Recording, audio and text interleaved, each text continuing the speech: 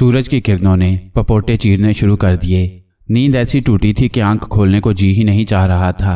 दफतन ही हवास जागे और हड़बड़ाकर उठ गया। फजर की नमाज कज़ा हो गई थी। दिल ही दिल में लाहौल पड़ता हुआ उठ गया।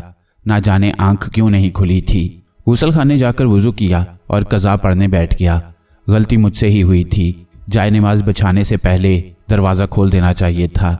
नमाज शुरू ही की थी कि दरवाज़ा बजाया जाने लगा। जो शख्स भी दरवाज़ा बजा रहा था निहायत अहमक था। उसे जवाब ना मिलने पर रुकना चाहिए था, मगर वो हाथ हटाने का नाम नहीं ले रहा था। सख्त गुस्सा आया, मगर क्या करता। खुदा खुदा करके सलाम फेरा और गुस्से से दरवाजे की तरफ बढ़ा। अंदाज़ा हो गया था कि फ़तेह मोहम्मद के अलावा कोई नहीं हो सकता। मुझे देखते ही बोला, शुक्र अल्लाह का जिंदा हो, हमें तो अंदेशा हो गया था कि चल बसे। अमा क्या आज़ारबंद निकल गया था।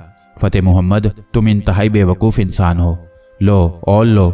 अमा भाई जी, ये तो सभी कहते हैं, तुमने कौन सी नहीं कही। कुछ खबर भी है बसंत की। क्या हुआ बंदा खुदा। भाई फूट लिए निहार मुंह। खबर देने आए हैं। कौन। अलियास खान। मुंह अंधेरे बिस्तरा बगल में दबाकर निकल गए। अल्लाह खैर करे। अच्छे नवाब को दबी जुबान से बता तो दिया है, लेकिन बोले नहीं, बस इतना कहा कि फ़तेह मोहम्मद उन्हें जाना था, मगर कसम अल्लाह की दाल में कुछ काला ज़रूर है, वरना वो 2 दिन पहले से कहते हैं जाना है। नाश्ते के बाद जाने का फैसला करते हैं, फिर सोचते हैं खाकर जाएंगे, मगर इस मर्तबा तो चुपचाप निकल लिए। ज़रूर कुछ दाल में काला है। क्या दाल में काला है। अमा कुछ हाथ लग गया, लेकर निकलिए भाई की ससुराल का माल समझ के।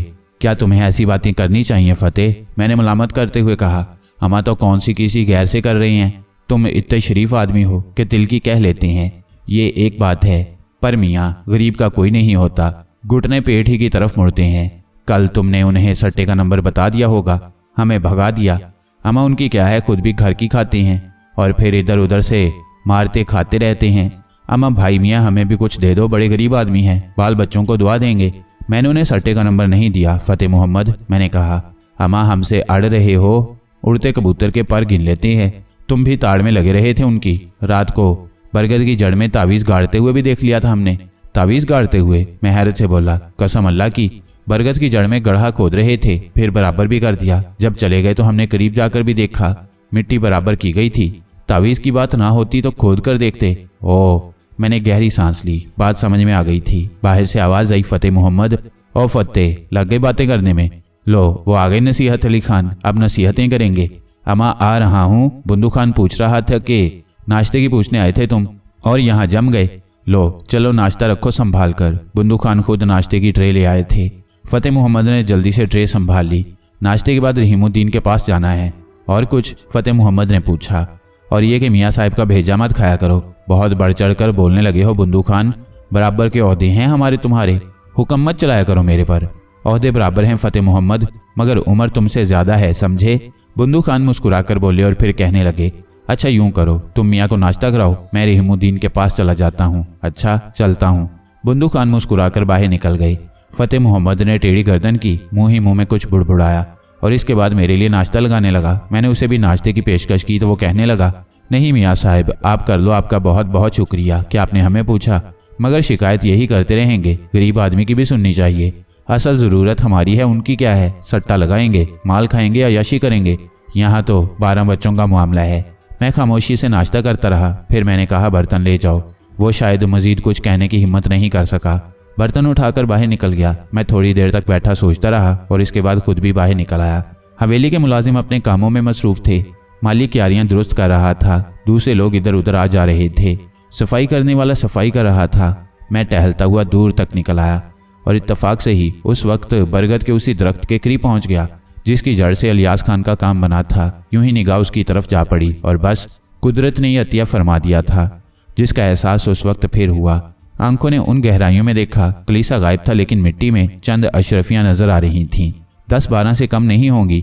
फौरन ही अंदाजा हो गया कि ये वो अशरफियां हैं जो मिट्टी में मिल जाने की वजह से अलियास खान को नजर नहीं आ सकी। वैसे भी उसने ये काम रात में किया था और यकीनी अमर है कि अफरा तफरी के आलम में किया होगा। चुनाचे ये अशरफियां रह गईं। दिल खुश हो गया, बेचारे फ़तेह मोहम्मद के काम आ सकती हैं, ये बता दूंगा उसे। फिर वहां से थोड़े ही फासले पर चला था कि फ़तेह मोहम्मद नजर आ गया। मैं उसे देखकर मुस्कुराया और वो भी मुस्कुराता हुआ वहां से आगे बढ़ गया। मैंने अभी उसे कुछ बताना मुनासिब नहीं समझा। छोटा आदमी था, छोटी तबीयत का मालिक। मेरे मुंह से अल्फाज सुनते ही पागल हो जाता और फिर ख्वामख्वाह कहानी आम हो जाती। दूसरों को पता चलता तो ना जाने क्या सराइयां होती। टहलता हुआ हवेली के अकबी हिस्से में जा निकला और उस वक्त पीछे से महरुन्निसा नूरजहां के साथ आती हुई नजर आई। दोनों तेज तेज कदमों से मेरी तरफ आ रही थीं। नूरजहां ने मुझे सलाम किया। महरुन्निसा अजीब सी निगाहों से मुझे देख रही थी। मैं भी रुक गया। सलाम का जवाब देकर मैंने उन दोनों की खैरियत पूछी और महरुन्निसा कहने लगी, मसूद साहब, हम मेहमान खाने में आपकी क़यामगाह तक गए थे। आप इस तरफ चहलकदमी के लिए निकले हुए थे। अब आपकी तबीयत कैसी है महरुन्निसा? मैंने पूछा। बहुत अरसे के बाद मैं अपने आप को जिंदा महसूस कर रही हूँ और यूं लग रहा है जैसे मैं भी जीने वालों में शामिल हूँ। मतलब यही है कि जो कुछ मुझ पर बीत रही है मैं सही अल्फाज में तो इन लोगों को नहीं बता सकती, लेकिन जिंदगी से बेजार थी मैं। काश मेरी ये कैफियत मुस्तकिल हो। मैं आपका शुक्रिया अदा करना चाहती हूँ और इसीलिए आपके पास पहुंची थी। अल्लाह ताला आपको मुकम्मल सेहत अता फरमाए, मेरी यही दुआ है। अब जबकि महरुन्निसा ने आपको आपके नाम से मुखातिब किया है मसूद साहब, तो मैं भी इसमें कोई हर्ज नहीं समझती। बराहे करम आप हमारी गुस्ताखी का बुरा ना मानिएगा। बुनियादी वजह यह है कि आप हमारी ही उम्रों के हैं और अगर हम आपको किसी एहतराम के नाम से पुकारें तो बड़ा मज़ा खेज लगेगा। कोई हर्ज नहीं है नूरजहां साहिबा, आपको मेरा नाम मालूम है, बस इतना काफ़ी है। आप मुझे मेरे नाम से पुकार लीजिए। बेहद शुक्रिया। दरअसल महरुन्निसा चाहती हैं कि अगर आप किसी भी तरह यहाँ क्याम के लिए कुछ वक्त निकाल सकें तो इनका खौफ दूर हो जाए। मुझसे बातें करती रही हैं और शेख साहब से भी इन्होंने कहा है। ओहो, देखिए वो शेख साहब आ गए। नूरजहां एकदम बोली और मेरी नज़रें भी उस जानिब उठ गईं। शेख अब्दुल कदूस इधर ही चले आ रहे थे। सलाम करके मुझसे हाथ मिलाया और फिर कहने लगे, ये अच्छा हुआ कि ये लड़कियां खुद ही आपके पास आ गई मसूद मियाँ। क्या इन्होंने अपना मकसद बता दिया आपको? जी, महरुन्निसा साहिबा का कहना है कि अगर मैं यहाँ कुछ अरसे क्याम करूँ तो इनके दिल से खौफ निकल जाएगा। लेकिन अच्छा हुआ कि आप तशरीफ़ ले आए। आपके सामने कुछ हकीकतें अर्ज कर दूँ। मैं बेशक अभी कुछ वक्त यहाँ हूँ, लेकिन जाऊँगा तो एक ऐसा इत्मीनान बख्श हल छोड़ जाऊँगा जिसके बाद ये खतरा मौजूद ना रहे। इससे ज़्यादा क्याम जाहिर है किसी भी तरह मेरे लिए मुमकिन नहीं होगा। महरुन्निसा और नूरजहां इस इत्मीनान के बाद वापस लौट गईं कि अभी मैं यहाँ क्याम करूँगा। नूरजहां वाकई बड़ी शौक़ शरीर थी। न जाने क्या महरुन्निसा के कान में बुदबुदाती रही, लेकिन महरुन्निसा संजीदा लड़की थी। बहरहाल शेख साहब भी चले गए और मैं वापस अपनी आरामगाह में आ गया। अब यहाँ क्याम करना वाकई एक मुश्किल अमर था। दिल में ये सोच रहा था कि ऐसा क्या अमल हो जिसकी बुनियाद पर महरुन्निसा मुकम्मल महफूज समझी जाए और मैं यहाँ से इलाहाबाद का रुख करूँ। वहाँ हो सकता है मामू रियाज के साथ अम्मी अब्बू और बहन भी मिल जाएं। शाम को तकरीबन 8:30 बजे मैंने खुद फ़तेह मोहम्मद को अपने पास बुलाया और वह मेरे करीब आ गया। लगता है फ़तेह मोहम्मद कुछ नाराज़ हो गई हो मुझसे। क्या ले लेंगे मियाँ जी आपसे नाराज़ होकर? हमने तो पहले भी कहा था कि बस शिकायत है हमें तुमसे। फ़तेह मोहम्मद देखो, मैंने तुमसे पहले भी कहा था कि लियाज खान को मैंने कोई नंबर वगैरह नहीं दिया। वो वहाँ क्या कर रहा था ये वो जानता है, लेकिन मेरे इल्म ने मुझे बताया कि बरगद के उसी दरख्त पर उसके नीचे नजर आने वाली मिट्टी से ढके हुए गड्ढे में कोई ऐसी चीज़ मौजूद है जो तुम्हारे काम आ सकती है। फ़तेह मोहम्मद ने मुंह फाड़ कर कहा। हाँ फ़तेह मोहम्मद, तुम भी उसी वक्त जब इलियास खान ने दरख्त की जड़ में गड्ढा खोदा था, वहाँ पहुँचने के बाद वो गड्ढा खोदना, उसकी मिट्टी को अच्छी तरह तलाश कर लेना। मुमकिन है तुम्हें उसमें कोई चीज़ मिल जाए जो तुम्हारे लिए कारआमद साबित हो। बड़ी एहतियात की ज़रूरत है। अगर वाकई कुछ मिल जाए तो उसे अपने पास पोशीदा करके गड्ढा बराबर कर देना। समझ रहे हो ना? अभी चला जाऊं? फ़तेह मोहम्मद ने कहा। अभी तुम्हें वहां देख लिया जाएगा और जो कुछ तुम्हारे हाथ लगा वो इस घर के मालिकों की मलकियत होगा। तुम उसे अपने कब्जे में नहीं ले सकोगे। अम्मा, तो क्या इलियास को भी वहां कुछ मिल गया था? फ़तेह मोहम्मद ने पूछा। अब ये तो मुझे नहीं मालूम। इलियास खान ने मुझसे ऐसी कोई बात नहीं की, मगर तुम ये काम एहतियात के साथ कर लेना। बाद में मुझसे ये मत कहना कि मैंने तुम्हारे लिए कुछ नहीं किया। अरे भाई मियाँ, तुमने तो दिल हौला दिया है कसम अल्लाह की। अब मेरे को सब्र कैसे आएगा? अबे क्या करूं प्यारे भाई, बस खुदा जाने रात किस वक्त होगी। जाओ जाओ, सुकून से अपना काम सार अंजाम देना। जल्दबाजी की तो खुद नुकसान उठाओगे, उसके जिम्मेदार खुद होगे। नहीं, बस मियाँ साहब, जो आपने कह दिया है वही करूंगा कसम अल्लाह की, फ़तेह मोहम्मद ने कहा और वहां से चला गया। बस इसके बाद कोई खास मशगला नहीं था। दूसरे दिन मामूल के मुताबिक जागा। नाश्ता फ़तेह मोहम्मद लाया था। आंखें झुकी हुई थी, जुबान बंद थी, चेहरे पर सुर्खी छाई हुई थी। मेरे होंठों पर मुस्कुराहट फैल गई। इसका मकसद है कि फ़तेह मोहम्मद का काम हो गया। उसने नाश्ता मेरे सामने रखा, हैरत अंगेज तौर पर खामोश था। मैंने ही उसे मुखातिब किया, फ़तेह मोहम्मद, और वह इस तरह उछल पड़ा जैसे बिच्छू ने डंक मार दिया हो। कितनी थी? मैंने सवाल किया। 13। वो बेख्तियार बोला और फिर चौंक कर कहने लगा, क्या मियाँ साहब, क्या काम हो जाएगा तुम्हारा? मैंने पूछा और फ़तेह मोहम्मद इधर उधर देखने लगा। चंद लम्हात सोचता रहा, फिर जल्दी से आगे बढ़ा और झुककर मेरे पांव पकड़ लिए। कसम अल्लाह की जिंदगी भर गुलाम रहूंगा आपका मियाँ साहब। दिन फेर दिया आपने मेरे, मुआफ़ कर दीजिए, मुझे मुआफ़ कर दीजिए। रात को ये सोच रहा था, बल्कि सारी रात सोचता रहा कि आपसे कबूल करके ही नहीं दूंगा, चुप लगा जाऊंगा। मगर गलती थी, गुस्ताखी थी मेरी, माफ़ कर दीजिए। अरे फतेह मोहम्मद, हमसे छुपाने की क्या ज़रूरत थी भाई, हम भला किससे कहने जा रहे हैं। ठीक है, अब तुम जानो और तुम्हारा काम। मियाँ साहब आपने बस बेकार बातों से गुरेज करो। अच्छा हाँ, ज़रा हमें ये बताओ कि यहाँ कौन कौन से बुजुर्गों के मज़ारात हैं और कहाँ से कहाँ जाना होगा हमें। मज़ारात? अबे लो, ये भी कोई पूछने की बात है। दिल्ली की किसी भी सड़क पर निकल जाओ, किसी चलते फिरते से पूछ लो, वो सारे के सारे मज़ारों के पते बता देगा। पहले तो हज़रत सुल्तान जी ही को ले लें। मियाँ साहब, मज़ा आ जाएगा कसम अल्लाह की, क्या जगह है। उसके बाद फतेह मोहम्मद तमाम बुजुर्गों के नाम गिनवाने लगा और मैंने उन्हें ज़हन नशीन कर लिया। फतेह मोहम्मद बोला, जाने का इरादा है क्या? हाँ फतेह मोहम्मद, जी चाहता है। तो फिर मोटर निकलवा लो शेख साहब की, सारे में घुमा देगा। नहीं फतेह मोहम्मद, मैं पैदल ही जाऊंगा। तुम्हारी मर्जी है मियाँ साहब, फतेह मोहम्मद बोला। आज उसने एक भी फजूल बात नहीं की थी। मैं जानता था कि इसकी वजह क्या है। फिर नाश्ते से फरागत हासिल करने के बाद मैं वहां से बाहर निकला। फतेह मोहम्मद से कह दिया था कि अगर शेख साहब पूछें तो बता दे कि मैं सैर करने निकला हूँ, शाम तक वापस आ जाऊंगा। दिल्ली की सड़कों पर आ गया, पता पूछता रहा। रिवायतों का शहर था, कितना ही वक्त गुजर जाए दिल्ली की कदीम रवायतें कभी नहीं टूटेंगी, उनकी अदाओं में फ़र्क नहीं आएगा। एक जगह रुककर एक शख्स से हज़रत निज़ामुद्दीन औलिया रहमतुल्लाह अलैह के मज़ार का पता पूछा और उसने हैरत से मुंह खोल दिया। अम्मा, नए लगते हो दिल्ली में, कहीं बाहर से आए हो? यही बात है, मैंने जवाब दिया और वो सर ही पड़ गया। मुझसे पूछे बगैर तांगा रोका और मुझे बैठने का इशारा किया। क्यों? अम्मा आ जाओ, तकल्लुफ़ ना करो, हमारे सुल्तान जी की ज़ियारत को आए हो, चलो हम पहुंचा देंगे। लाख मना किया ना मानना, तांगा चल पड़ा और वह मुझे रास्तों के बारे में बताने लगा।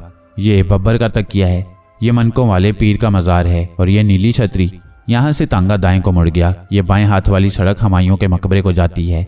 मेरे रहनुमा ने बताया। बिलाखिर दरगाह शरीफ पहुंच गई। वो उसी तांगे में वापस चला गया।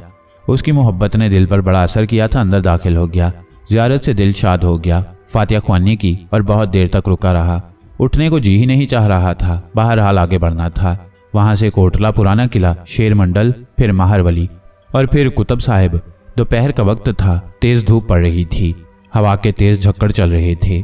गर्मी और धूप की वजह से कोई नजर नहीं आ रहा था। हवाओं के मरगोले रेत को उड़ा रहे थे और बाज़ जगह भंवर की शक्ल में बुलंद होते और चकराते दूर निकल जाते। बचपन की कुछ बातें याद आ गईं। अक्सर दोपहर को खेलने निकल जाता था, ऐसे ही झक्कड़ चल रहे होते। अम्मा देख लेती तो कहती, ऐसी दोपहर में घर से ना निकला करो, चमर बाउले उठा ले जाते हैं। ये क्या होता है? मैंने पूछा तो माँ ने मुझे चमर बाउले दिखाए। हवा के भंवर जो रेत को उड़ाते हुए इंसानों की तरह चलते नजर आते थे। इनमें क्या होता है?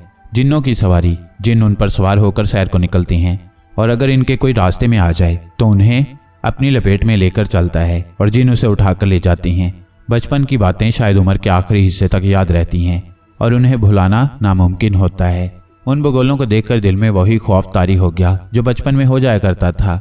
इस खौफ में भी एक लज्जत का एहसास हुआ। माँ याद आ गई थी और ये याद तो एक ऐसी कैफियत इख्तियार कर चुकी थी जिसे अल्फाज में मुंतकिल करना मुमकिन नहीं। आगे बढ़ता रहा और फिर एक चमर बाउले की जद में आ गया। अचानक ही हवा का एक जोरदार झक्कड़ अकब में नमूदार हुआ। उस झक्कड़ ने एक वसी दायरे की शक्ल इख्तियार कर ली। गहरी और गाढ़ी मिट्टी कई फुट ऊंची बुलंद होती और चकराती हुई इस बर्क रफ्तारी से मेरी जानिब बढ़ी कि मैं उसकी लपेट से निकल ना सका। यूं लगा जैसे जमीन से पांव उखड़ गए हों। बड़ा शदीद दबाव था हवा का। मैंने दोनों हाथ आंखों पर रख लिए और तेज हवाओं का ये जोरदार झक्कड़ मुझे जमीन से बुलंद करने में कामयाब हो गया। तमाम महसूसात जाग रहे थे और किसी भी किस्म के वहम का गुमान नहीं था। बस मैं यही सोच रहा था कि अब जमीन पर गिरा तब गिरा। संभलने की कोशिशें नाकाम हो गईं। हवा का ये झक्कड़ पलक झपकते मुझे मेरी जगह से काफी दूर ले गया और इसके बाद मैं गिर पड़ा।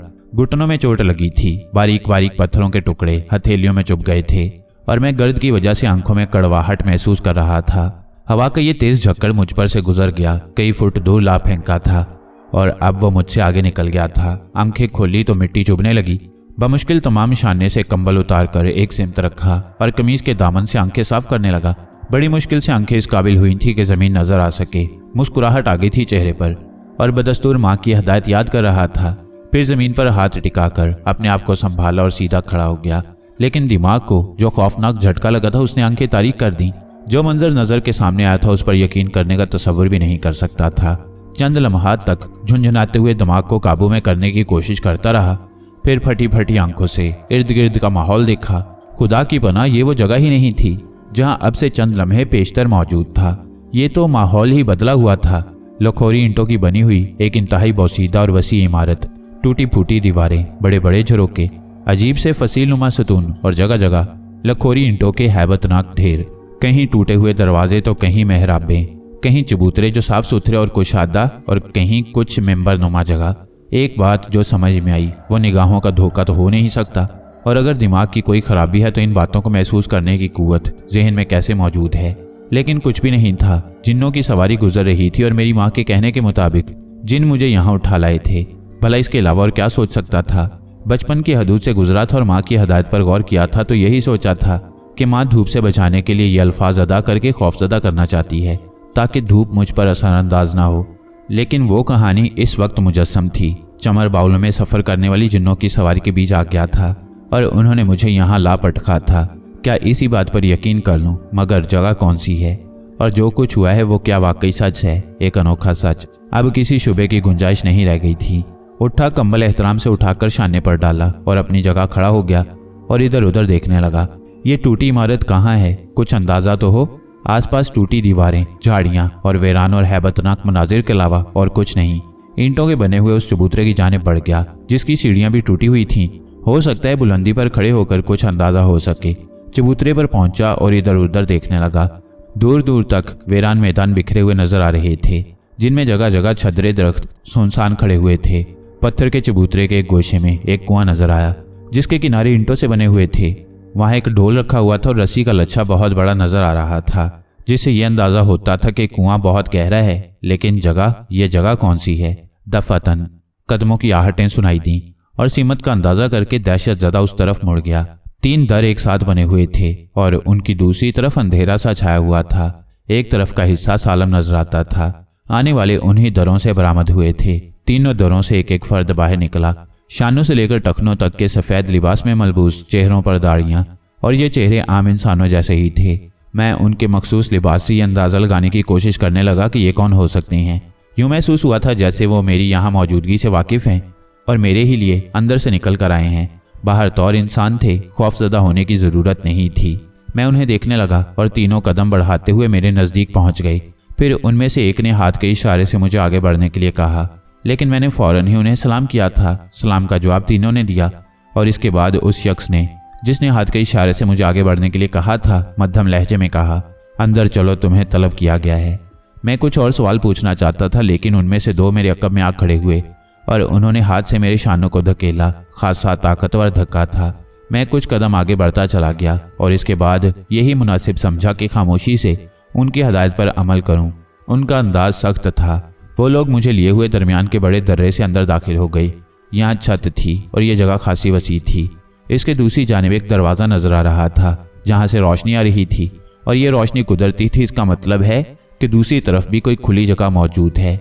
ये लोग मुझे उसी दरवाजे की सिमत ले चले और फिर मैं उस दरवाजे से भी दूसरी तरफ निकल गया। तब मैंने इस खंडरनुमा इमारत का वो सही और सालिम हिस्सा देखा जो बहुत खूबसूरती से बना हुआ था। गालिबन इमारत का बैरूनी हिस्सा टूट फूट कर तबाह बर्बाद हो गया था, लेकिन ये अंदरूनी हिस्सा बिल्कुल दुरुस्त था और यहाँ बड़े बड़े दरवाजे नजर आ रहे थे। कच्ची ज़मीन थी और उस पर घास उगी हुई थी। उसी घास से गुजार कर मुझे एक बड़े दरवाजे तक लाया गया और फिर वहाँ दोनों आदमी रुक गए। अलबत्ता उनमें से एक मुझे इसी तरह लिए हुए दरवाजे से अंदर दाखिल हो गया। ये एक वसी और अरीज कमरा था जिस पर दरी और चांदी बिछी हुई थी। सामने ही एक बड़ा सा गाँव तकिया लगाए हुए एक उम्र रसीदा शख्स बैठा हुआ था। सर पर साफा बंधा हुआ था। शानों पर खास तरीके से चादर डाली गई थी। ढीले ढाले सफ़ेद लिबास में मलबूस बुर्राक दाढ़ी सीने तक फैली हुई थी। सुर्ख और सफ़ेद चेहरे के साथ बड़ी पुर्रौब शख्सियत का मालिक नजर आता था। उसके दोनों सिमत नीम दायरे की शक्ल में 10-12 अफराद बैठे हुए थे। कुछ लोग कुछ फासले पर हटकर बैठे हुए थे। मुझे लाने वाले ने आगे बढ़ने का इशारा किया और उस शख्स ने गर्दन उठाकर मुझे देखा। फिर उंगली से एक सिमत इशारा कर दिया। मुझे एक अलग गोशे में बिठा दिया गया, लेकिन मोहम्मद शख्स से मेरा फासला कुछ ज़्यादा नहीं था। इस वसी और इस कमरे में और भी दरवाजे थे। एक दरवाजे से चंद अफराद अंदर दाखिल हुए और फिर एक और दरवाजे से जो शख्स अंदर आया वो मेरे लिए बड़ा हैरानकुन था। एक खूबसूरत सी शक्ल का नौजवान जिसकी पेशानी पर पट्टी बंधी हुई थी और जिसकी तेज निगाहें मुझे घूर रही थीं। मोहम्मद शख्स के करीब आकर दोजानू बैठ गया। उसके बराबर ही एक और काली दाढ़ी वाला शख्स आकर बैठ गया। मोहम्मद शख्स ने गर्दन उठाकर गहरी निगाहों से मुझे देखा, फिर काली दाढ़ी वाले शख्स को, और इसके बाद उसकी आवाज़ उभरी, साबित जलाल, अपने बेटे गुलाम जलाल से पूछो कि क्या यही वो शख्स है जिस पर गुलाम जलाल ने अपने आप को जख्मी करने का इल्जाम लगाया है। जिस शख्स को साबित जलाल कहकर पुकारा गया था उसने खूनी निगाहों से मुझे देखा और फिर पास बैठे हुए नौजवान को। लेकिन गुलाम जलाल का नाम सुनकर मैं खुद ही चौंका था। मेरी जिस कदर रहनुमाई हुई थी उसमें गुलाम जलाल का नाम तो शामिल था, लेकिन उसकी सूरत से आशनाई न हो पाई थी। एक लम्हे में मुझे सारी हकीकत का अंदाजा हो गया था, लेकिन इसके साथ ही साथ दिल से खौफ बिल्कुल खत्म हो गया। नौजवान लड़के ने मुझे घूरते हुए मुअद्दब अंदाज में कहा, हाँ मोअज़्ज़ज़ काजी साहब, हकीकत यही है कि यही वो शख्स है जिसने मुझे जख्मी किया। ऐ शख्स, तेरा नाम क्या है? जिस शख्स को काजी कहकर मुखातिब किया गया था और जिसकी सफ़ेद दाढ़ी उसके सीने पर लहरा रही थी, उसने करख्त लहजे में मुझसे पूछा। मेरा नाम मसूद अहमद है और मेरे वालिद का नाम महफूज अहमद। हम तुझसे ये पूछना चाहते हैं कि गुलाम जलाल से तेरा क्या इख्तलाफ था और इस झगड़े की बुनियाद क्या थी? क्या तुझे इस बात का इल्म था कि गुलाम जलाल हमारे कबीले से है? और क्या तू ये नहीं जानता था कि हमारे कबीले के एक नौजवान को जख्मी करने का नतीजा क्या निकल सकता है? मुअज़्ज़ज़ काजी साहब, निहायत एहतराम के साथ तफसील अर्ज करने की इजाज़त चाहता हूँ। मैंने बेखौफी से कहा। मुलाहिज़ा फरमाया आपने काजी मोहतरम, ये शख्स कितना सरकश है। इसका अंदाज़े गुफ्तगू ऐसा है जैसे ये हमें गर्दानता ही ना हो। साबित जलाल ने कहा। तुम्हें खामोश रहने का हुक्म दिया जाता है साबित जलाल, बारिश बुजुर्ग ने कहा और स्याह दाढ़ी वाला खामोश हो गया। बारिश बुजुर्ग ने मुझे देखा तो मैंने कहा, गुलाम जलाल ने एक ऐसी पाकबाज लड़की पर तसल्लुत कायम कर लिया था जो बचपन से एक नौजवान से मंसूब थी और उसे चाहती थी। इसने उसके अहले खानदान को खौफजदा कर रखा था और वो नेक मुसलमान घराना गमजदा और परेशान था। मैंने इसे दरख्वास्त की थी मगर इसने मुझे जरर पहुंचाना चाहा और मैंने अपने दिफा के लिए इसे झटक दिया। ये सांप की शक्ल में मुझे डसना चाहता था। ये दीवार से जा टकराया और जख्मी हो गया। क्या ये मेरा कसूर है? क्या ये सच है गुलाम जलाल? हाँ काजी मोहतरम, वो दोशीज़ा मेरे जी को भा गई थी। वो तुझे कहाँ मिली थी? उसी बोसीदा हवेली में। यह हवेली उसके बाप की मलकियत है। वो चांदनी में कुलेलें कर रही थी और अचानक मेरे सामने आ गई थी। गोया वो शेख अब्दुल कुदूस की बेटी है। दुरुस्त है काजी मोहतरम, मगर ये तो गुनाह कबीरा है। अव्वल तो शेख अब्दुल कुदूस एक दीनदार और खुदा तरस इंसान है, मुसलमान सखी और पाबंदे अहकामाते इलाही है। दोम दोशीज़ा निस्बत रखती है। तुझे ये लाजम न था गुलाम जलाल कि उस पर फरीफ्ता होता और उसे गुमराह करता। बस ये साबित हुआ कि ये शख्स बेकसूर है और जो कुछ हुआ इसमें गुलाम जलाल की नादानी थी।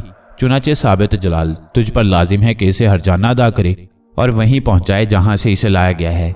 काजी मोहतरम, मेरा बेटा गमजदा हो जाएगा, साबित जलाल ने कहा। तो क्या तू चाहता है कि कोई गैर शरई फैसला किया जाए? दूसरे एहतजाज पर तू भी सजा का हकदार होगा। तुझ पर यह फर्ज है कि तू अपने सरकश बेटे की निगरानी करे। अगर इसे नाफरमानी का मुर्तकिब पाया गया तो इसके लिए सजाए मौत तजवीज़ की जाएगी। काजी का फैसला सर आंखों पर, साबित जलाल ने कहा और काजी साहब अपनी जगह से उठ गए। इसके साथ ही बकिया अफराद भी उठ गए। साबित जलाल ने एक थैली हरजाने के तौर पर मुझे दी, फिर वो मुझे साथ आने का इशारा करके चल पड़ा।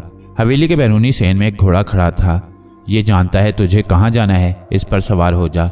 मैंने रकाब पर पाँव रखा और घोड़े की पुश्त पर बैठना चाहा, मगर दूसरी सिमत जा गिरा। बड़ी खफत हुई थी, मगर मामला दूसरा ही था। जगह एकदम बदल गई थी। वही धूप, वही हवाएं, वही माहौल जहाँ से मैं हवाओं का कैदी बना था। वापस चल पड़ा और शेख साहब की हवेली पहुँच गया। यहाँ के माहौल में कोई तब्दीली नहीं हुई थी। अपनी आरामगाह में आकर पूरे वाकया पर गौर करने लगा।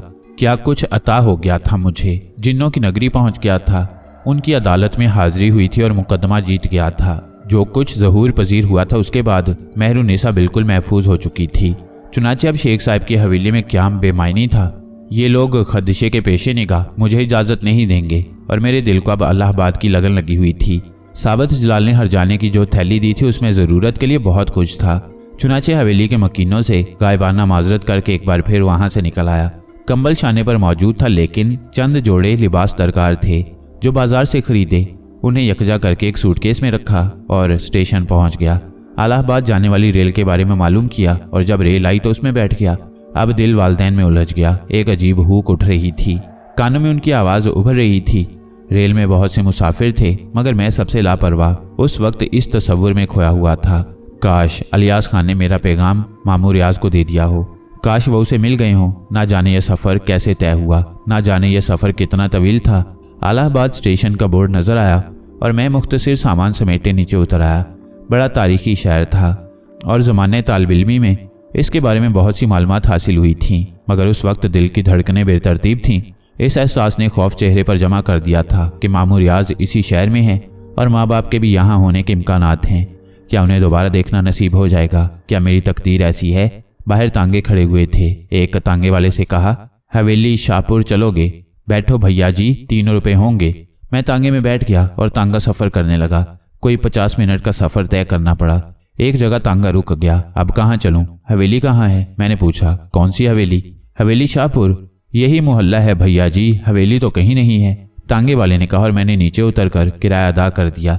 घरों में दुकानें खुली हुई थीं। एक दुकानदार से वो पता पूछा जो अलियास खान ने बताया था। अलियास खान? वो सामने वाले घर में रहता है, दुकानदार ने खुशगवारी से बताया।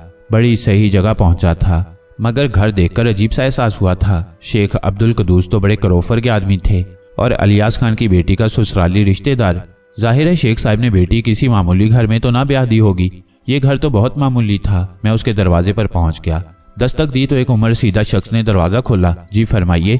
अलियास खान साहब यहीं रहते हैं? जी हाँ, मैं दिल्ली से आया हूँ, उनका शनासा हूँ। मुझे यहाँ आने की दावत देकर आए थे।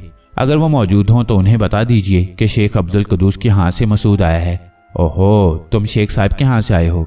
बेटा 1 मिनट रुको, जरा बैठक खोल दूं। बुजुर्ग अंदर चले गए, फिर बड़े एहतराम से मुझे अंदर ले गए। मुझे बिठाकर बोले, जूते वगैरह उतार लो, लोटे में पानी ले आता हूँ, हाथ मुंह धो लो, खाने का वक्त हो गया है। पहले खाना खाएंगे फिर बातें होंगी। आराम से बैठो बेटे, ये तुम्हारा अपना घर है। अलियास खान मौजूद हैं? मैंने पूछा। नहीं, मगर आ जाएगा। ओहो, मेरा भी कैसा दिमाग खराब हो गया है। 70 साल उम्र हो गई है, क्या करूं बेटे? मैं अलियास खान का बाप हूँ, जमाल अहमद खान है मेरा नाम। वो गया हुआ है, आ जाएगा, अभी आता हूँ। बुजुर्ग बाहर निकल गए। कुछ देर के बाद लोटे में पानी ले आए। मैंने भी तकल्लुफ खत्म कर दिया था। कुछ देर के बाद खाना आ गया। बुजुर्ग मेरे साथ खुद भी खाने में शरीक हो गए। अरहर की दाल थी, प्याज और लीमू की चटनी, बाहर से गरम गरम रोटियां आ रही थीं। दस्तक होती और बुजुर्ग उठकर रोटियां ले लेते। खाने में लुत्फ आ गया। फिर जब बर्तन वगैरह सिमट गए तो बुजुर्ग मेरे पास आ बैठे। हाँ मियाँ साहब, सुनाओ दिल्ली की दास्तानें। शेख साहब कैसे हैं? बिल्कुल खैरियत से हैं। मैंने कुछ दिन वहाँ क्याम किया था। मेरा शेख साहब से कोई रिश्ता नहीं, एक गर्ज से वहाँ मुकीम था। वहीं अलियास खान साहब से शनासाई हुई, दावत दे आए थे मुझे। मियाँ मोहब्बतों के रिश्ते सब कुछ होते हैं, तुम इतना फासला तय करके यहाँ आए, इतना ही काफ़ी है। तो अलियास खान दिल्ली में मौजूद था? जी। मैंने बुजुर्गों को देखा। हाँ, मुझे पता नहीं था। खैर छोड़ो। दरअसल अलीमुद्दीन खान मेरे मामूजाद भाई हैं। उनके बेटे जमीलुद्दीन खान से शेख अब्दुल कदूस की बेटी की शादी हुई है। हम गरीब लोग हैं, मगर शेख साहब ऐसे वज़ादार आदमी है कि बेटी के ससुराल के कुत्ते की भी इज्जत करती हैं। ये अलियास उसी हवाले से वहाँ पहुँच जाता है। हालांकि किसी को जेरे बार करना अच्छा नहीं होता। अच्छा मियाँ, सफ़र से थक गए होगे, आराम करो, सो जाओ, शाम को बातें होंगी। दरवाज़ा चाहो तो अंदर से बंद कर लो। अच्छा, खुदा हाफिज। ये कहकर वो बाहर निकल गई। ये कमरा भी शायद मेहमान खाने की हैसियत रखता था। यहाँ के हालात का कुछ कुछ अंदाज़ा इन चंद बातों से हो गया था। हालांकि शेख साहब की हवेली में कुछ और ही सुना था अलियास खान के बारे में, मगर वह नौकरों की बात थी जो बस इतना जानते होंगे कि अलियास खान बड़ी बिटिया के ससुराल वाले हैं। मगर अलियास खान वो जो कुछ लाया था वो इस घर की तकदीर बदल सकता है। उसने आगाज़ क्यों नहीं किया? अलियास रात के खाने पर भी नहीं था। बुजुर्ग शर्मिंदा नजर आते थे।